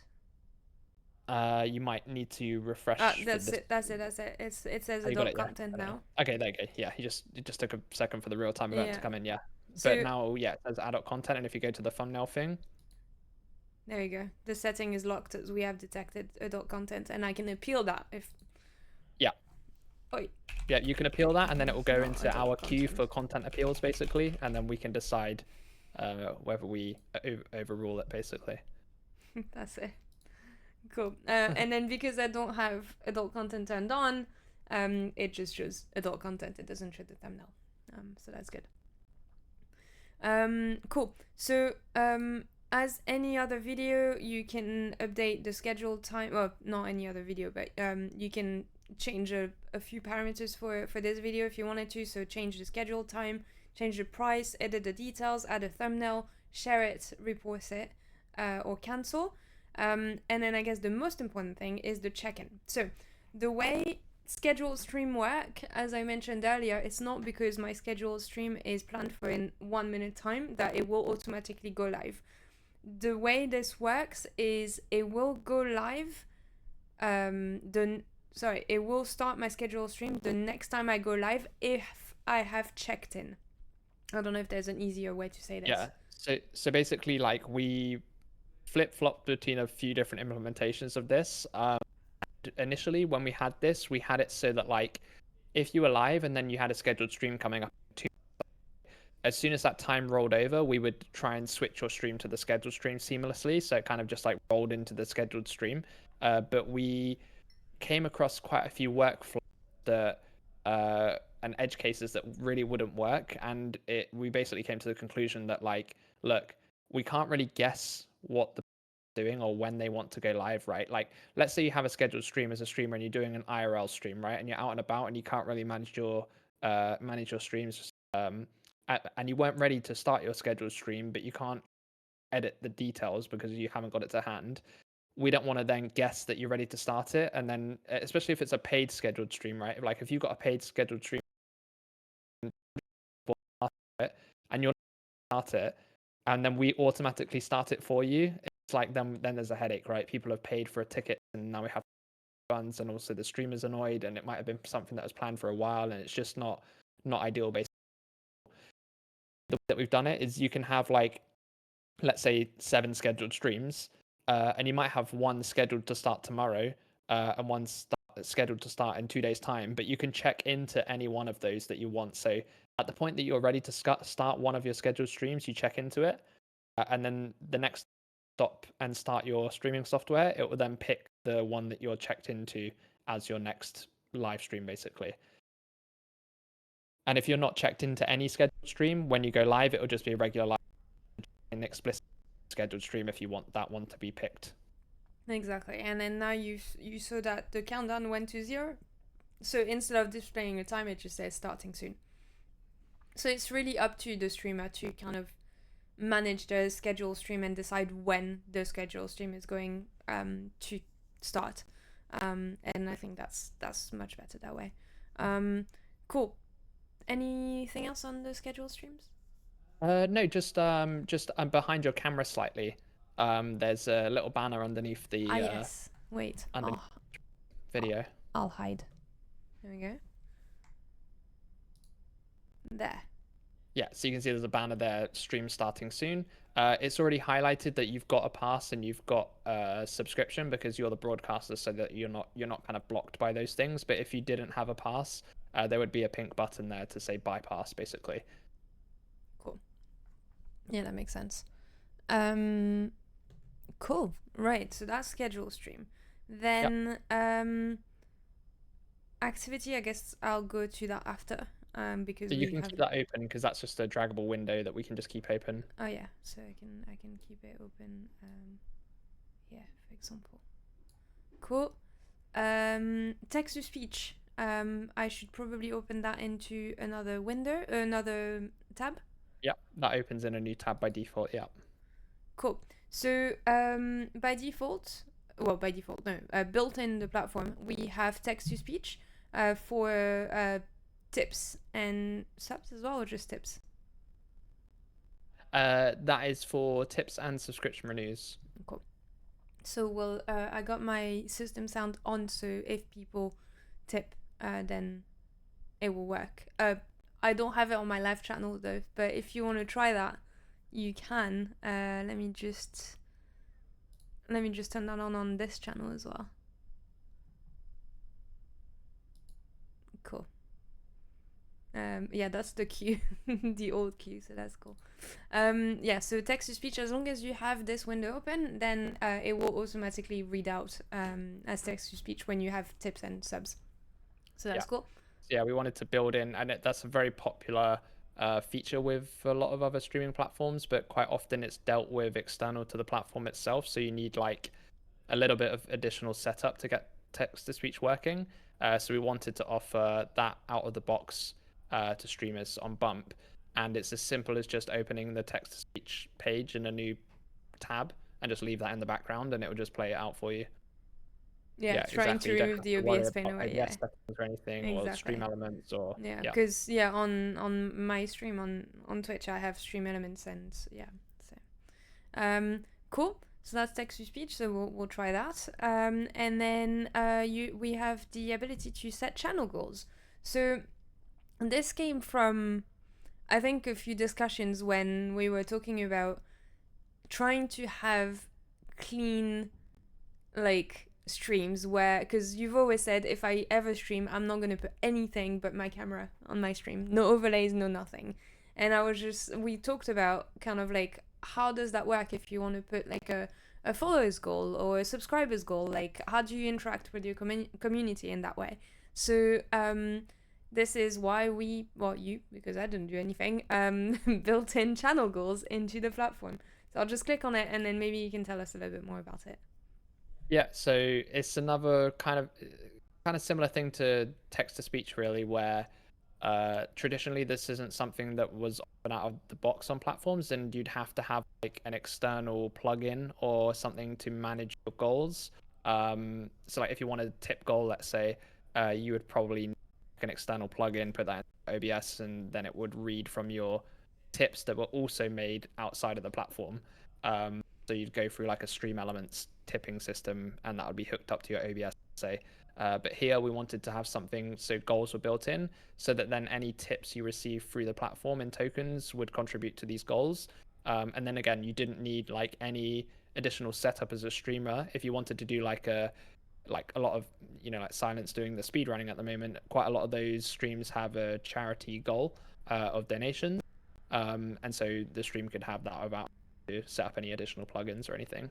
Yeah, imagine like the Z event. Each streamer have their goals, their objectives baked in the platform, and it just shows under, and they don't have to actually use anything external to show where we're at or anything like that, which is so cool. And then if you wanted like you're playing like an immersive game or something, you wouldn't have to have like a massive donation bar overlaying the stream. And then this is kind of like a common theme of what we're trying to do with Bump. So we do have in the roadmap to also add stream alerts and overlays as well. So similar to how you can have like graphics appear on your stream when you receive a donation or something, we want to have that built into Bump as well. So we will eventually have like a UI where you can manage your overlays and add them to OBS. And when you receive tips and subs through Bump, it'll be hooked up to your overlays. Yeah, exactly. So yeah, similar to what you do with Stream Elements or now that you can do it inside Twitch now, but I guess everyone's set that up with external providers, so not a lot of people actually use it within Twitch, but that's the whole point. Yeah, the idea is with Bump is like we're trying to just eliminate any need for additional third parties as much as possible. And we have the capability and the tech to do it as well. Like having stream alerts and overlays is not a big deal for us, and we will get around to it eventually. And the idea is that a streamer could sign up for Bump and then never have to integrate any other plugins or anything, and everything's baked into the platform. Yeah, there you go. That's exactly what Adrian's saying. I found it so intimidating trying to figure out all of those with separate software and all. I agree. Yeah, exactly. It's like it's crazy. You know what you're doing. You spent a lot of time researching it, then you're fine, and it's like, oh, well, easy. But for a lot of people that want to get into streaming, and it can be quite intimidating, as you say. So trying to remove that headache as much as possible. Yeah, exactly. So back to channel goals, I guess you need to choose a type. So you can have a follower goal, a subscriber goal, or a tip goal. What should I do for this one? You can do tip goal, and then we can show the tips coming in the chat. Cool. So you choose the type, and then you add a new goal. So so the goal is at 50. Let's say 100 tokens. I will eat a banana. Biscuit. Kiss Biscuit. I don't know where he is. I think he's downstairs with you, but it doesn't matter. I will kiss Biscuit for 100 tokens, and then for 200. What am I doing for? I will eat a banana. I will eat a banana.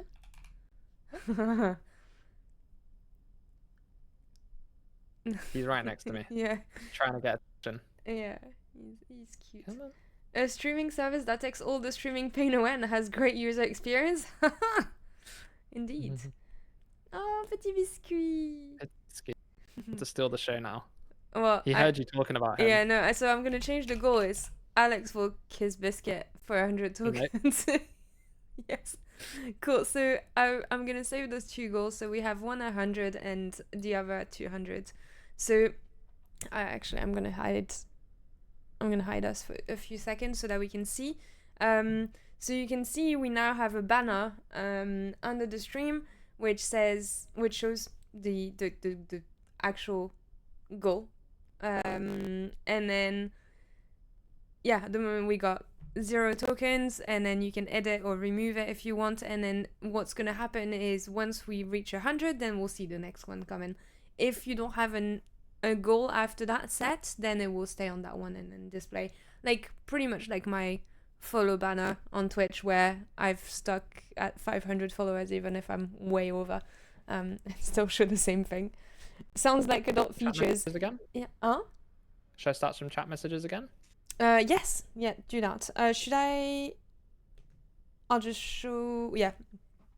Actually, I'll hide so that we can see the things happen. Yeah. So again, this is just randomly simulating some events. So mainly chat messages, but then you'll get like some what we call interactions as well. So an interaction, as I said, would either be a pass purchase, or a subscription, or a tip, or a subscription renew. And then obviously you can see that there's been a purchase for the pass for the scheduled stream there from iSignal. And then you've had like a 6-month subscription purchase as well. And and then hopefully we'll get Hopefully some someone. tips coming in Yeah, a sec as well. exactly. Yeah, But I please someone guess tip. now I can.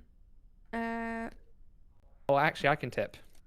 Here's a tip. Smile. Thanks. And then if I tip you, How many tokens for giving chicken to the boys? there you go. Oh, you gave a 200 tip, so it's going to increase shortly. Yes. The goal and go to the next one.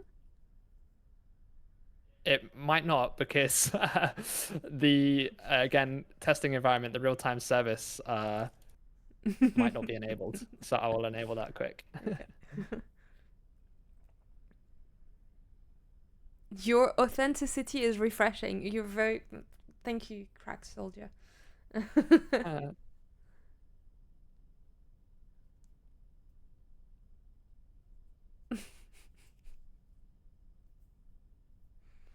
Yeah, This is some of so these funny. chat messages are quite unhinged. Yeah. No. This is what you get on the demo environment. Yeah. Oh, I've subscribed. 12 months. Wow. Oh, 2 secs.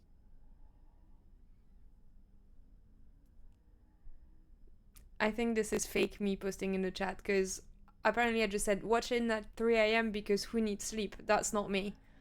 Anyone who actually knows me knows I'm sleeping at like 10 p.m. Yeah.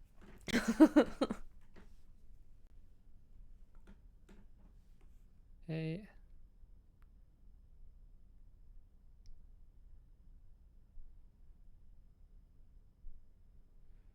Okay, it doesn't want to. The real time doesn't want to play ball on Okay, staging. that's fine. But yeah, essentially you get the idea. This goal will increment, and then it will hit your goals automatically as your tips come in. Exactly.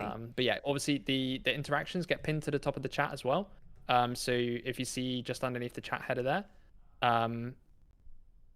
you have that kind of scrollable section, and that's based on like the value of the interaction. So if you have a tip, you know, it's scrolling you back because new ones are coming in so it's quickly. going too quick. Yeah. But the higher value of the interaction, it will be pinned to the top of the chat basically. So it's kind of like YouTube super chat. If you ever use YouTube and you see the super chat feature, the way they get pinned to the top, that's kind of what we've tried to do here.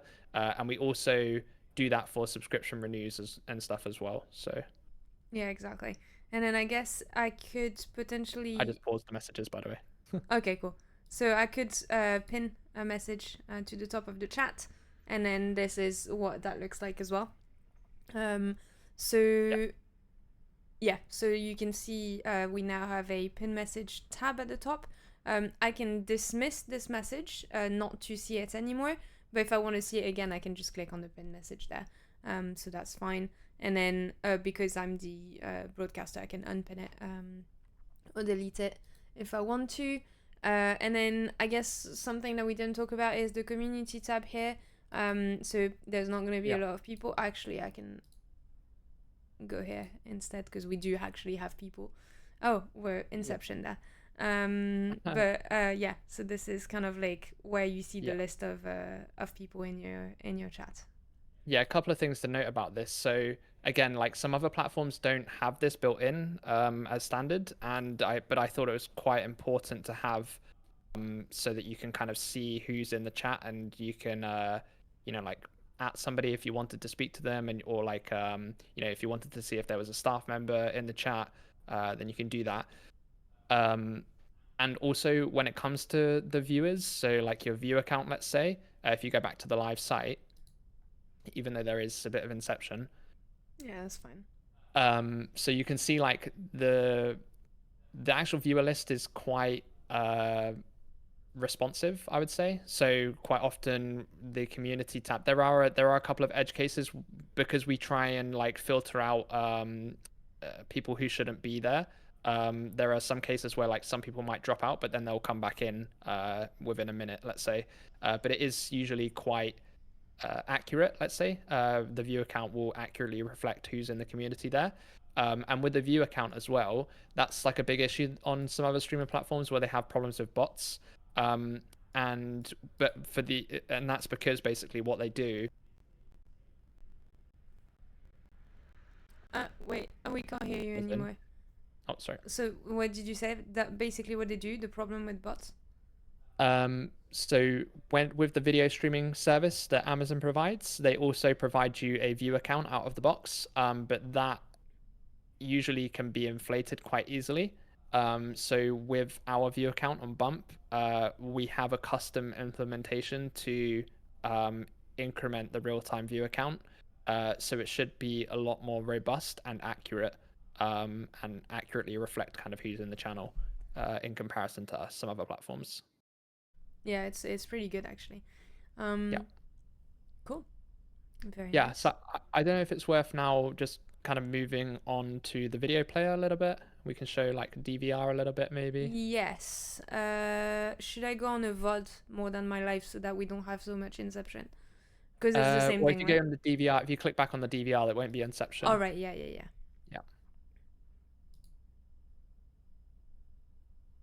Right. I've just clicked back on the stream. Yep.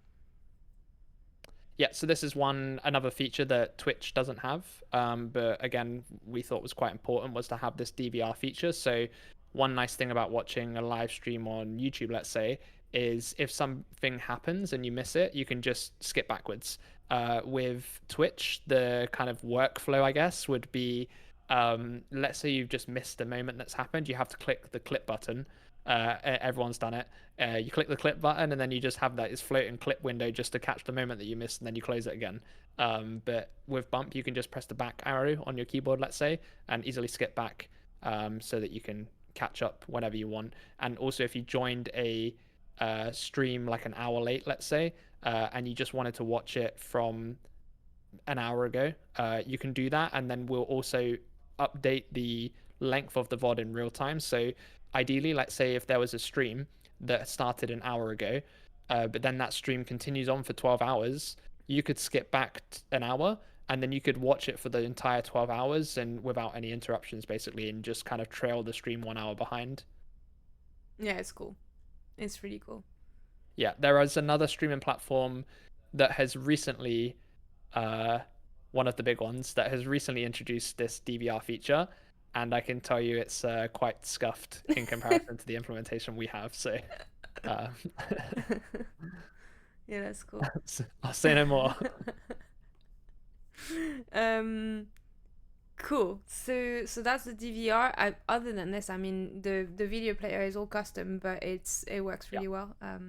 Yeah. So again, with the video player, as you said, the whole, like all the controls, like if you click on the settings panel, let's say, everything on this player is completely built from the ground up. So we're not taking anything from any libraries. It should be pretty responsive, and quite often when you get these video players from external libraries, they can be quite buggy. But obviously we have like a few custom features that we built in. So that one of the ones is the category switching. I don't know if it might be worth demoing that quick actually on the stream now, because you can just add a category and remove it. So on edit. Yeah, if you go to edit and then you just add a category, and then just do like just chatting, let's say. And then if you set that to 1 hour in the time. So let's say this category, we switched category at 1 hour, let's say. Yeah, that'll do. And then save that. Yeah. And now on your scrubbing bar, when you hover, you'll see a split in the scrub. And then that's the split between when talk shows was and when just chatting was. So again, if you've missed a stream or you come into a stream late and they did like a 2 hour just chatting section at the start of the stream and then they switched to a game, you can see in this bar exactly where they switched. And yeah, obviously that was like a custom feature for us as a platform. And so yeah, we needed to have this video player built from the ground up basically to support that. Yeah, exactly. And this is pretty powerful. Can I not? Oh yeah, there we go. Deleted. Save that. Boom. We're a single category again. Perfect. That's really good.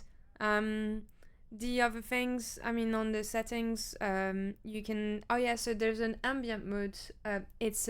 It might be a bit hard to see with the background of the.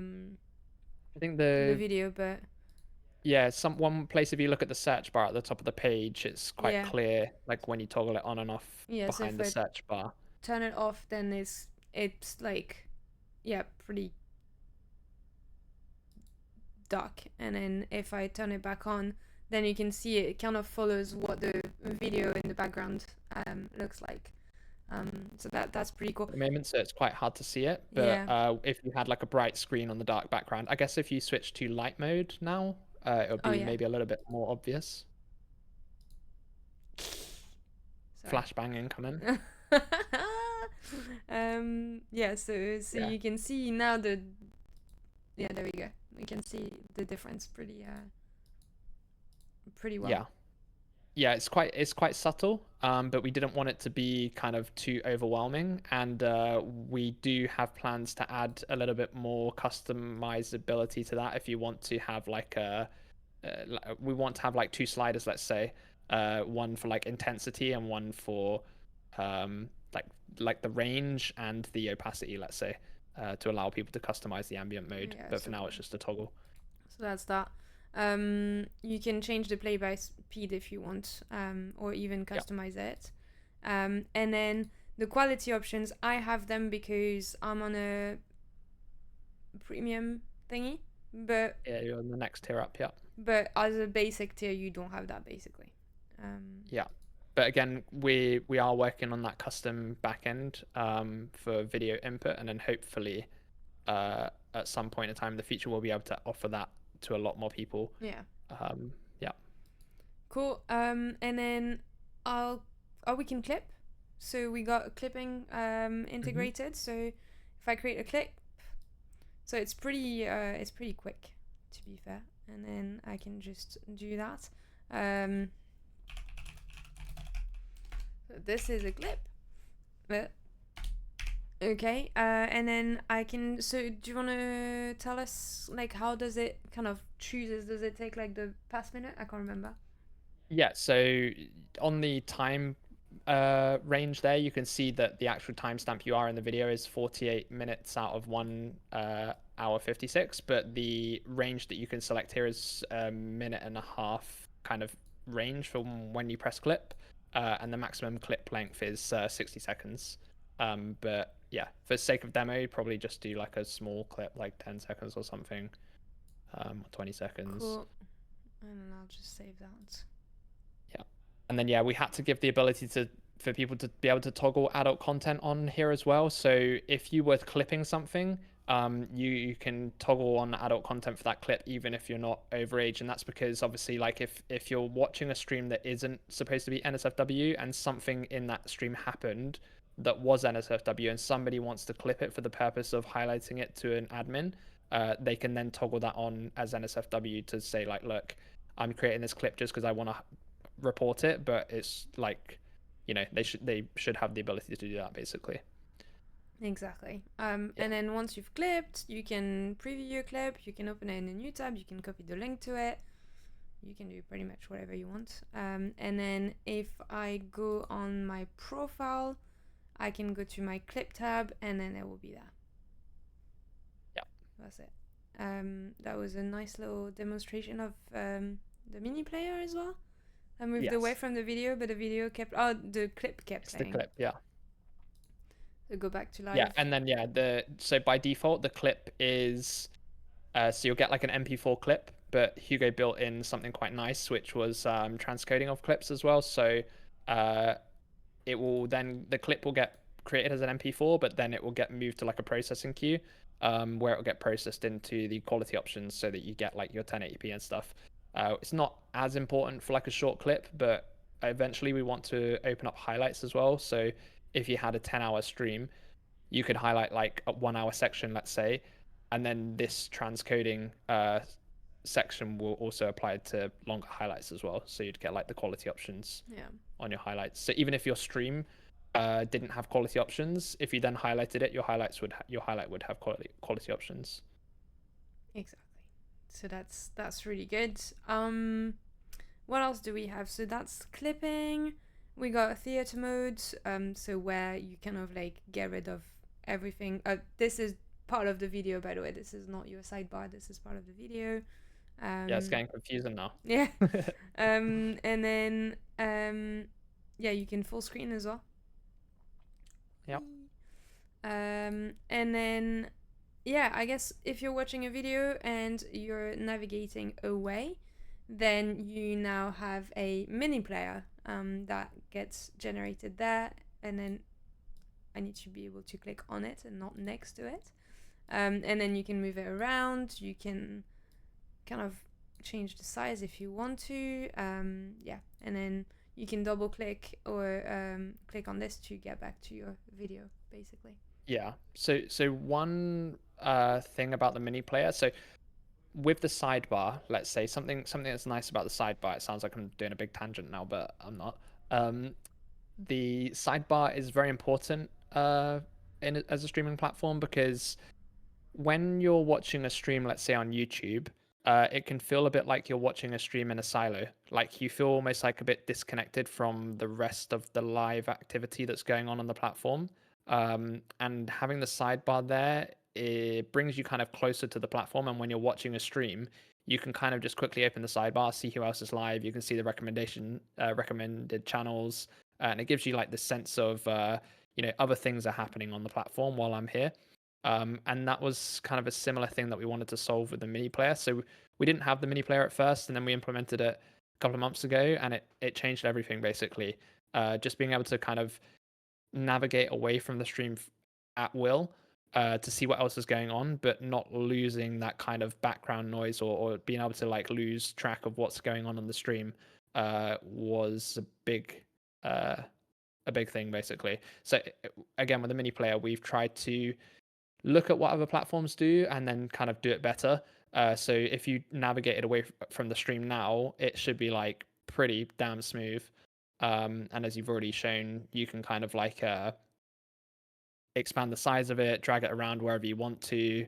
And you also have the ambient mode behind the mini player as well. So I don't know if you want to click away and show the mini player. Yeah, I can do that. Yeah.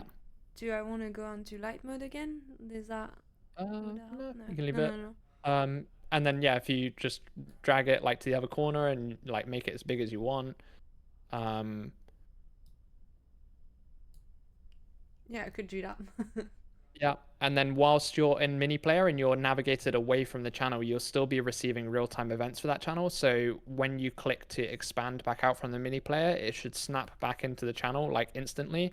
And any details that have changed while you've been away from the channel will be updated fully. So you can just snap back to wherever you want. Yeah, that's perfect. Depending on the browser, picture-in-picture will also be available. Yeah, I have it there. On Firefox. It's in Chrome. The picture-in-picture is a button on the bottom of the video controls, but on Firefox it's like an overlay on top of the video. So that's like the native Firefox way to do picture-in-picture. So yeah, you can either have the mini player within the app, or you can have picture-in-picture on your desktop, so you can like watch That's more for like people who only have somebody might be on a laptop, right? And they might be watching a stream. But they might want to check something on another browser tab. So having that picture-in-picture external to the website is important for those people. Basically, it's just an accessibility thing to offer both. Yeah. But I think when I was doing my research, it was one of those things again where like sometimes a platform would have the mini player within the app, but it was quite scuffed, and then sometimes they wouldn't have picture-in-picture, and sometimes they would. And we tried to kind of cater for as many people as possible and added both. Yeah. So hopefully that makes the experience a little bit more immersive as well. Yep. Cool. What else?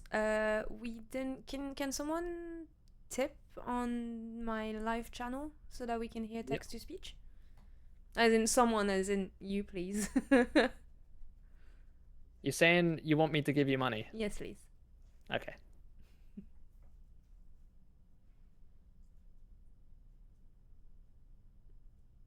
Hopefully that should work. It doesn't really matter. I shouldn't really be on the DVR or anything.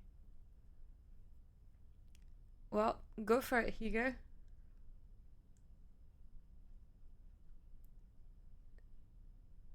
Okay, silence. Did you have to play your TTS queue? Yes, you have to hit play. Giga Chad. You are very funny streamer, smile.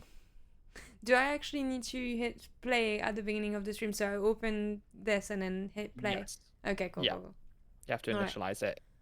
We didn't hear that, but I don't know if you did, but the desktop sound wasn't playing. I did, but then again, I think you didn't because you're on Discord. Okay, But yeah. that's, Okay, yeah, that's okay, why, yeah. okay, they heard it on the stream, but I didn't. Yeah, Yeah, okay, it's cool. because you're through Discord, that's why. Yeah. Well, yeah, because, yeah, in the setup, if you were hearing my system sound, that would be a bit of a problem when we play games together. W stream. So, as you can, thank you so much for all the tokens. So yeah, so this is how it works. So you open the text-to-speech tab, initialize it at the beginning of your stream, and going forward, any tips or any subs will be read out loud by text-to-speech. Yep. So you saw very briefly that I had stuff on my now playing queue. Once they've been read, they move into the played queue, the previous. If I want, I can replay something. W stream. And then you can see it goes back into my now playing. And then, yeah, so that's quite cool. I guess I can replay a bunch. Mm-hmm. Yeah, and if the tips you are very funny streamer, smile. Occur when there's a live stream, then you can see that it's got the video title there, which is the stream where the tip happened. And then also with this page, moderators can view this page as well.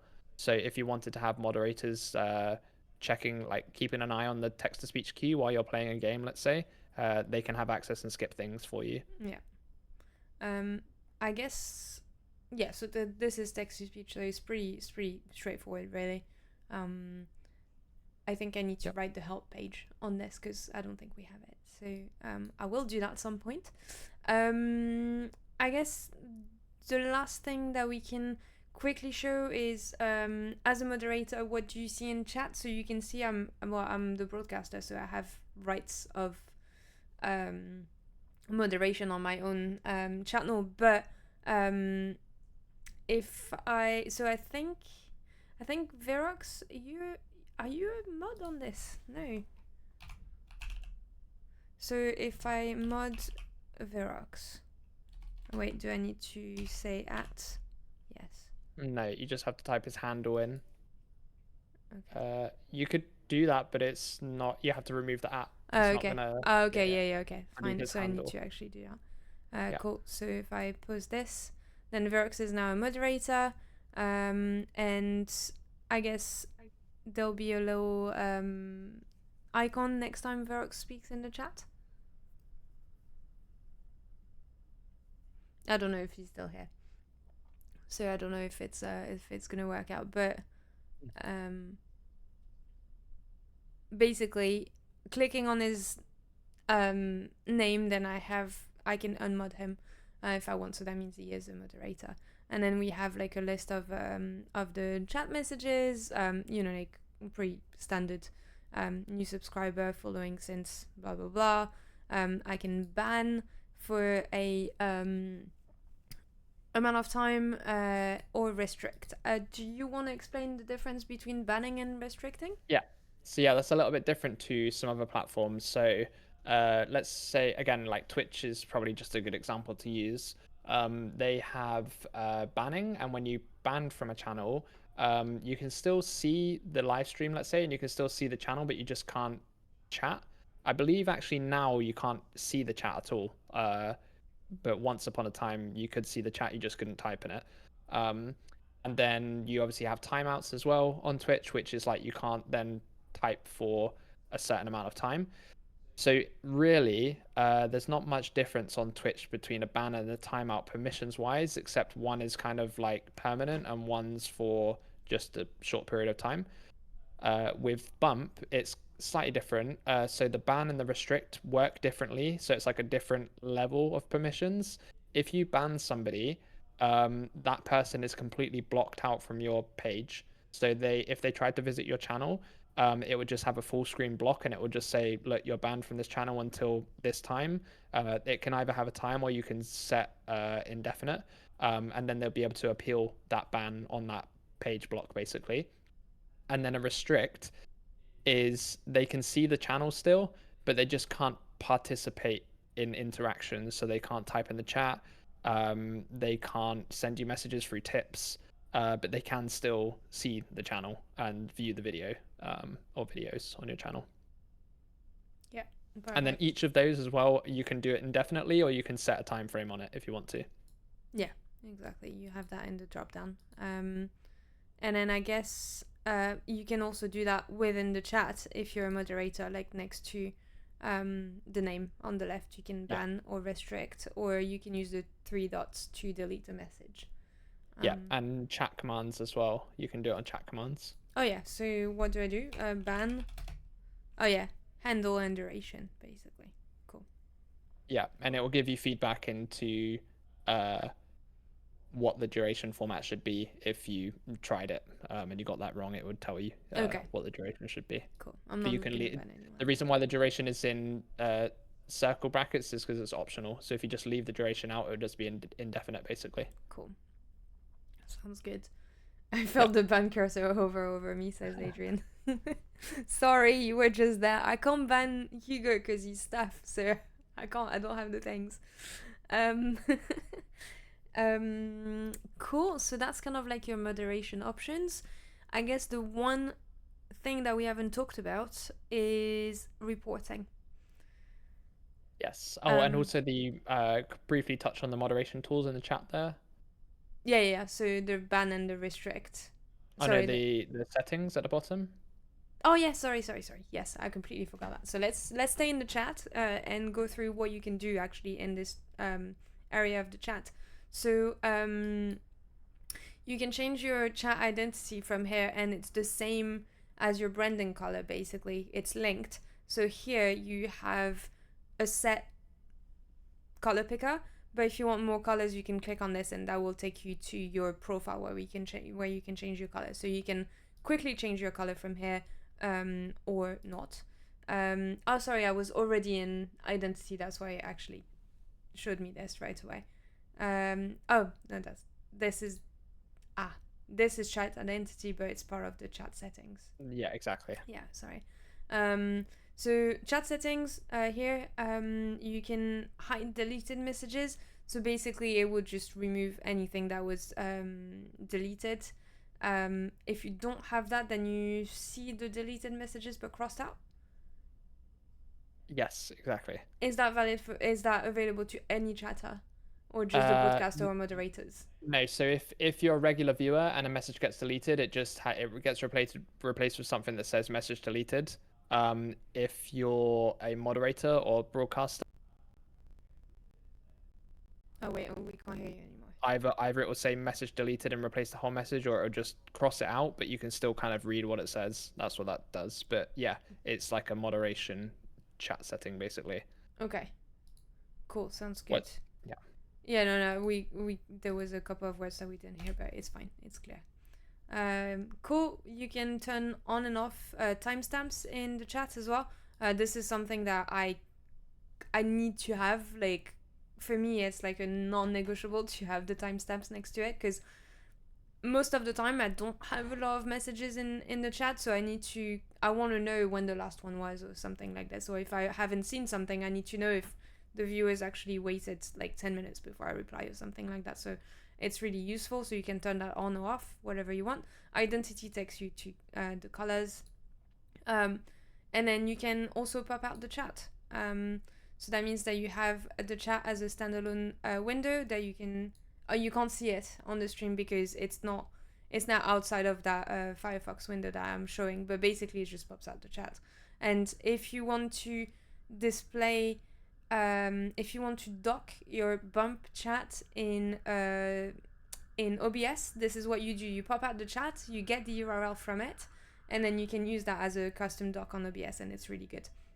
That's why I do. This is why I have you guys on OBS as well. So those are the settings of the chat. On the right side, you have the emotes. So we have the global emotes, so they're available to everyone.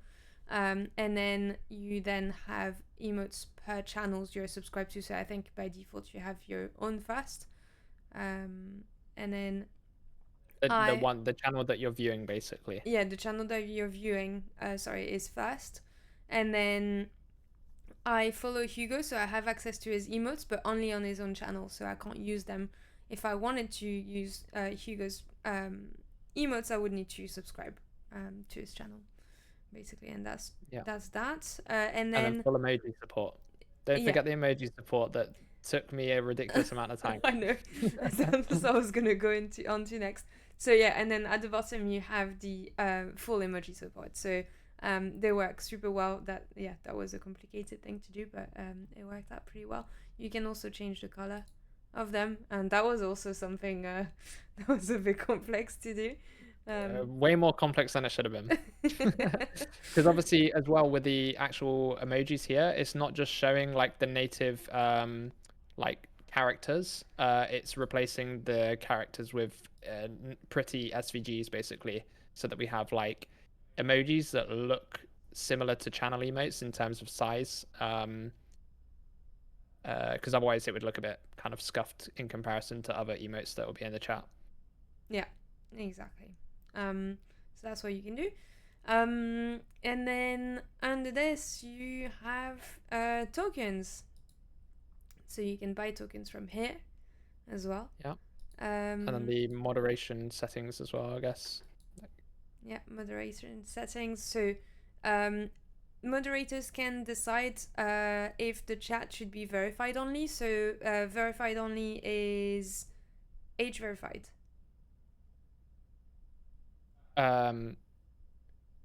ID verified. ID verified. Yes. Okay. So if you ID verified, then you get a verified badge, so a grey verified badge. Yeah, ID's got and that. Then you have the bump verified as well, which is the orange verified badge. Yeah. So both of those would apply for this verified only chat, basically. Okay. Cool. No big deal. Adi has it, yeah. Well, you're the only one in that chat to have it, so and then you can toggle on sub only chat as well. You can toggle on followers only chat, and then it takes you to another window where you can set how long people have had to follow. So it could be 1 hour or 1 day, 1 week before they can speak in the chat. You can turn on slow mode. So again, like you need to choose. So that's how often people can post in the chat. So people can post messages, but they need to wait a certain amount of time before they can post again. And then you can also restrict link posting. So you can choose whether anyone can post links in your chat or if it's only moderators that can post links. So those are all moderation. That's it. You probably have... do you have something else to tip? Because it's my own channel, so I can't do it. But there's another icon, right? Yeah, there's a little tip icon. If you go to someone else's channel, you can go to Hugo's channel. I'll go on your... Sorry. So if I go on your waiting room... yeah, so there's also add token. So if you click on this, then it will tip. So if I do 20, then I can add my message, and then I can send that chat. I'm not gonna do it because I don't have a lot of tokens on this account. But yeah, that's pretty much how that works to tip. And then I guess those are the other icons that we didn't go through. You can... So if I unfollow, I now have... I'm unfollowed. What the fuck? Toxic. So I can now... I guess we should have started with this, but I can follow... I can... By default, notifications are turned on, but I can turn them off if I want. Clip it. And then I can subscribe. So this is the subscribe model. So basically it just tells you what you get when you subscribe to someone. So you get a badge next to your name in chat. Well, that is if there are badge set up. If there's no badges, do you have like the default crown? Is that what it is? Yes, so the default crown. And then something to add with subscriptions as well is like So with Twitch, you subscribe and then you just kind of, it charges your card or something, and then it'll auto renew every month, let's say. But with this, you can buy like a 1 month subscription, or you can buy a subscription for however many months you want. But then you can, at any point, you can come back into this modal and you can add months to your subscription. So if you bought 6 months, and then you wanted to top it up by an additional 2 months, you can come back to this modal whenever you want and just keep adding months. So that's really nice for like subathons. So if like a streamer is doing a subathon where it's like they have a countdown timer and the timer increases every time they get a sub, you could have one person technically just buy 1,000 months worth of subs, right, and just increment the timer. Yeah, I think on Twitch you can extend your subscription, but I don't know how it works, like if it counts right away or not. But I yeah. think the extend, I believe, just basically turns back on auto renew. But I'm I not don't sure. know. I might be wrong. I don't know. I've not Oh, done no, it. no, yeah, no, you're right, because I believe on Twitch you can do 12-month subscription as well, right? Yeah, yeah. If you want to. You Yeah, can. okay, yeah, makes sense, cool. Yeah. So subscribing to a channel will give you a badge next to your name in chat, the ability to use channel emotes globally, access to your subscriber only chat, access to subscribers only live streams, and access to subscribers only VODs as well.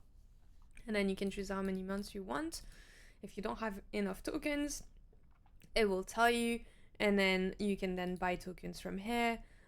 So same workflow as before, and if you don't, you can just hit subscribe and it will take the tokens off your accounts.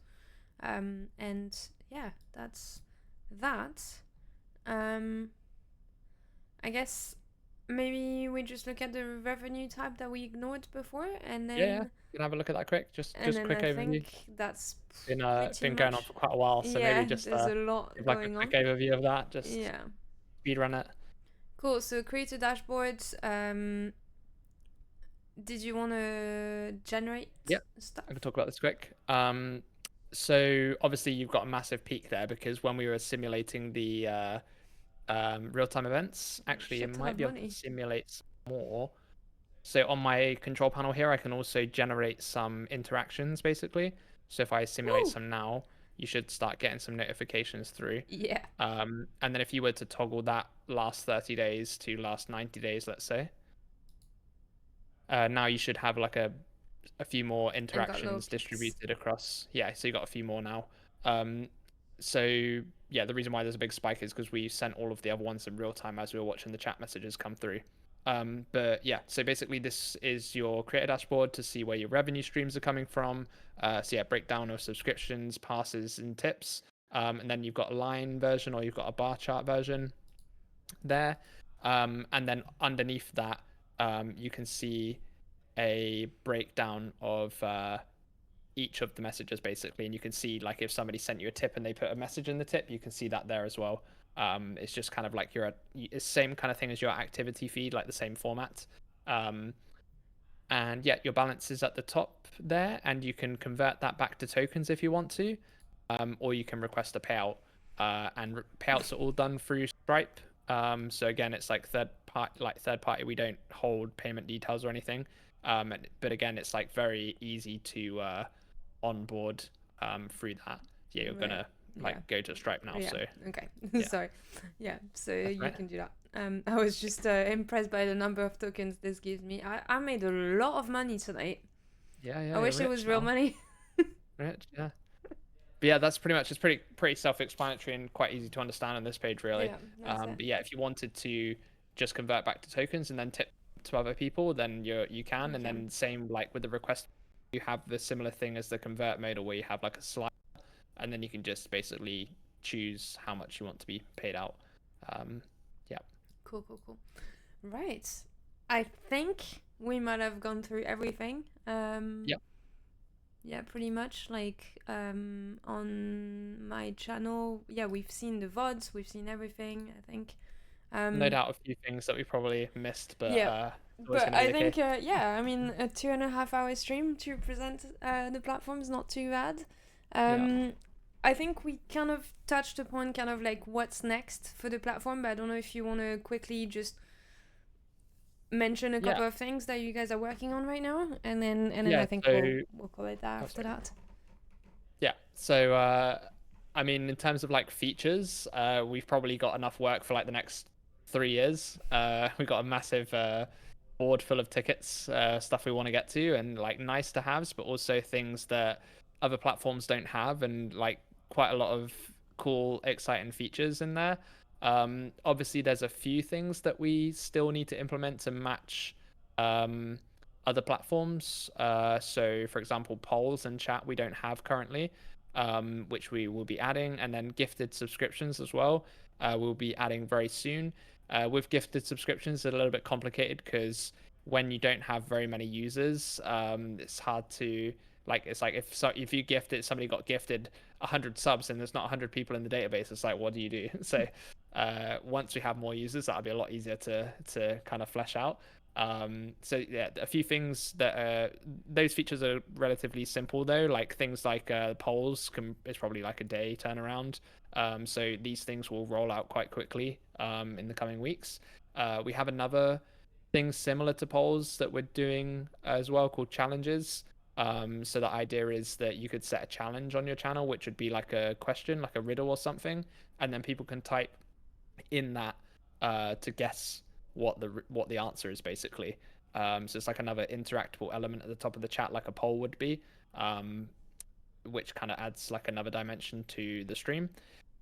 And then some more technical ones. So I've already touched upon the custom video backend, which will allow us to give people better bitrate out of the box. And also another thing Hugo's working on at the moment is manual video uploads. So instead of just streaming, you could also upload a video, like a pre-recorded video, if you wanted to. This opens up a few workflows that's quite nice. So like Patreon, for example, there's quite a lot of creators that want to put paid content on Patreon, but Patreon doesn't really offer a solution out of the box for you to host videos on there and monetize them.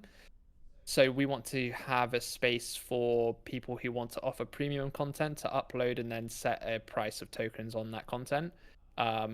Yeah, Patreon's one example, but there are other examples. Let's say YouTube. There's a few YouTubers that want to offer paid content, but they don't currently have a platform. And usually when you'll have a YouTuber that they're like, oh, we've got a paid event coming up, and it's always on a different site that you've never heard of, like there's not really a standardized central place that people can offer paid content on a video by video basis that's kind of mainstream.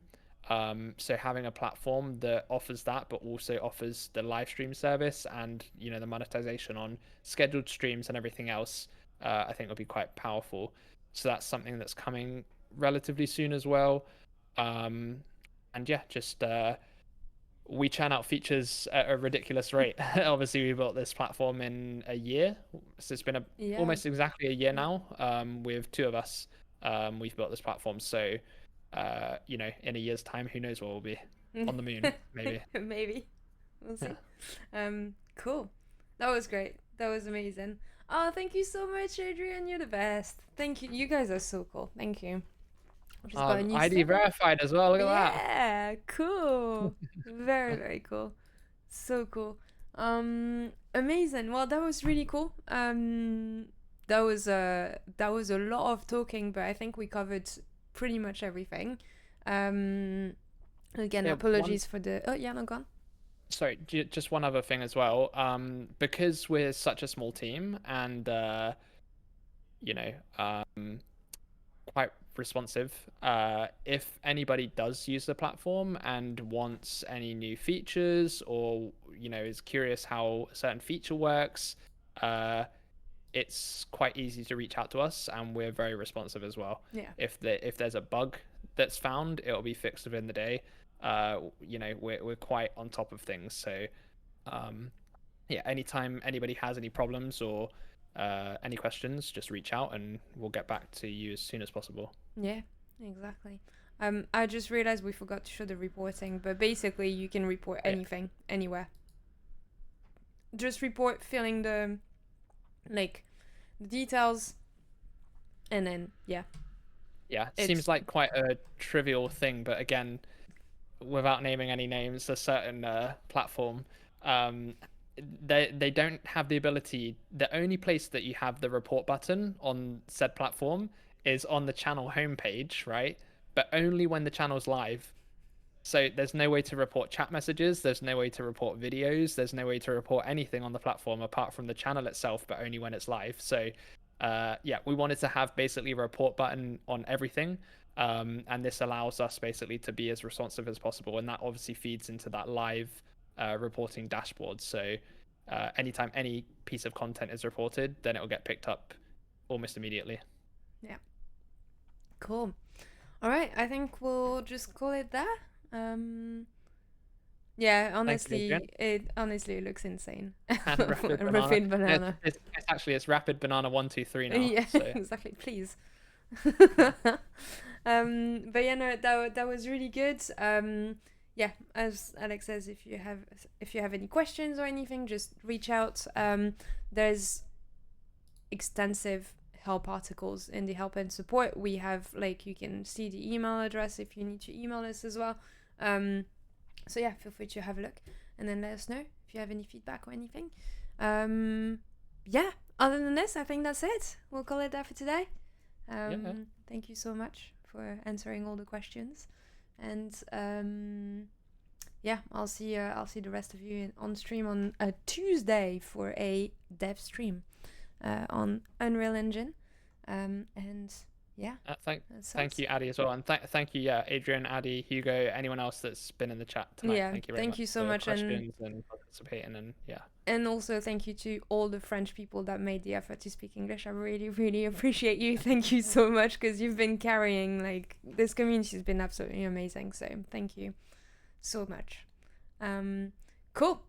I guess that's it. We'll call it a day. I just need to reopen Spotify and hopefully nothing's gonna crash. And then yeah, that's it. That's us. Thanks everyone. Have a good evening, and we will see you again very, very soon. Bye.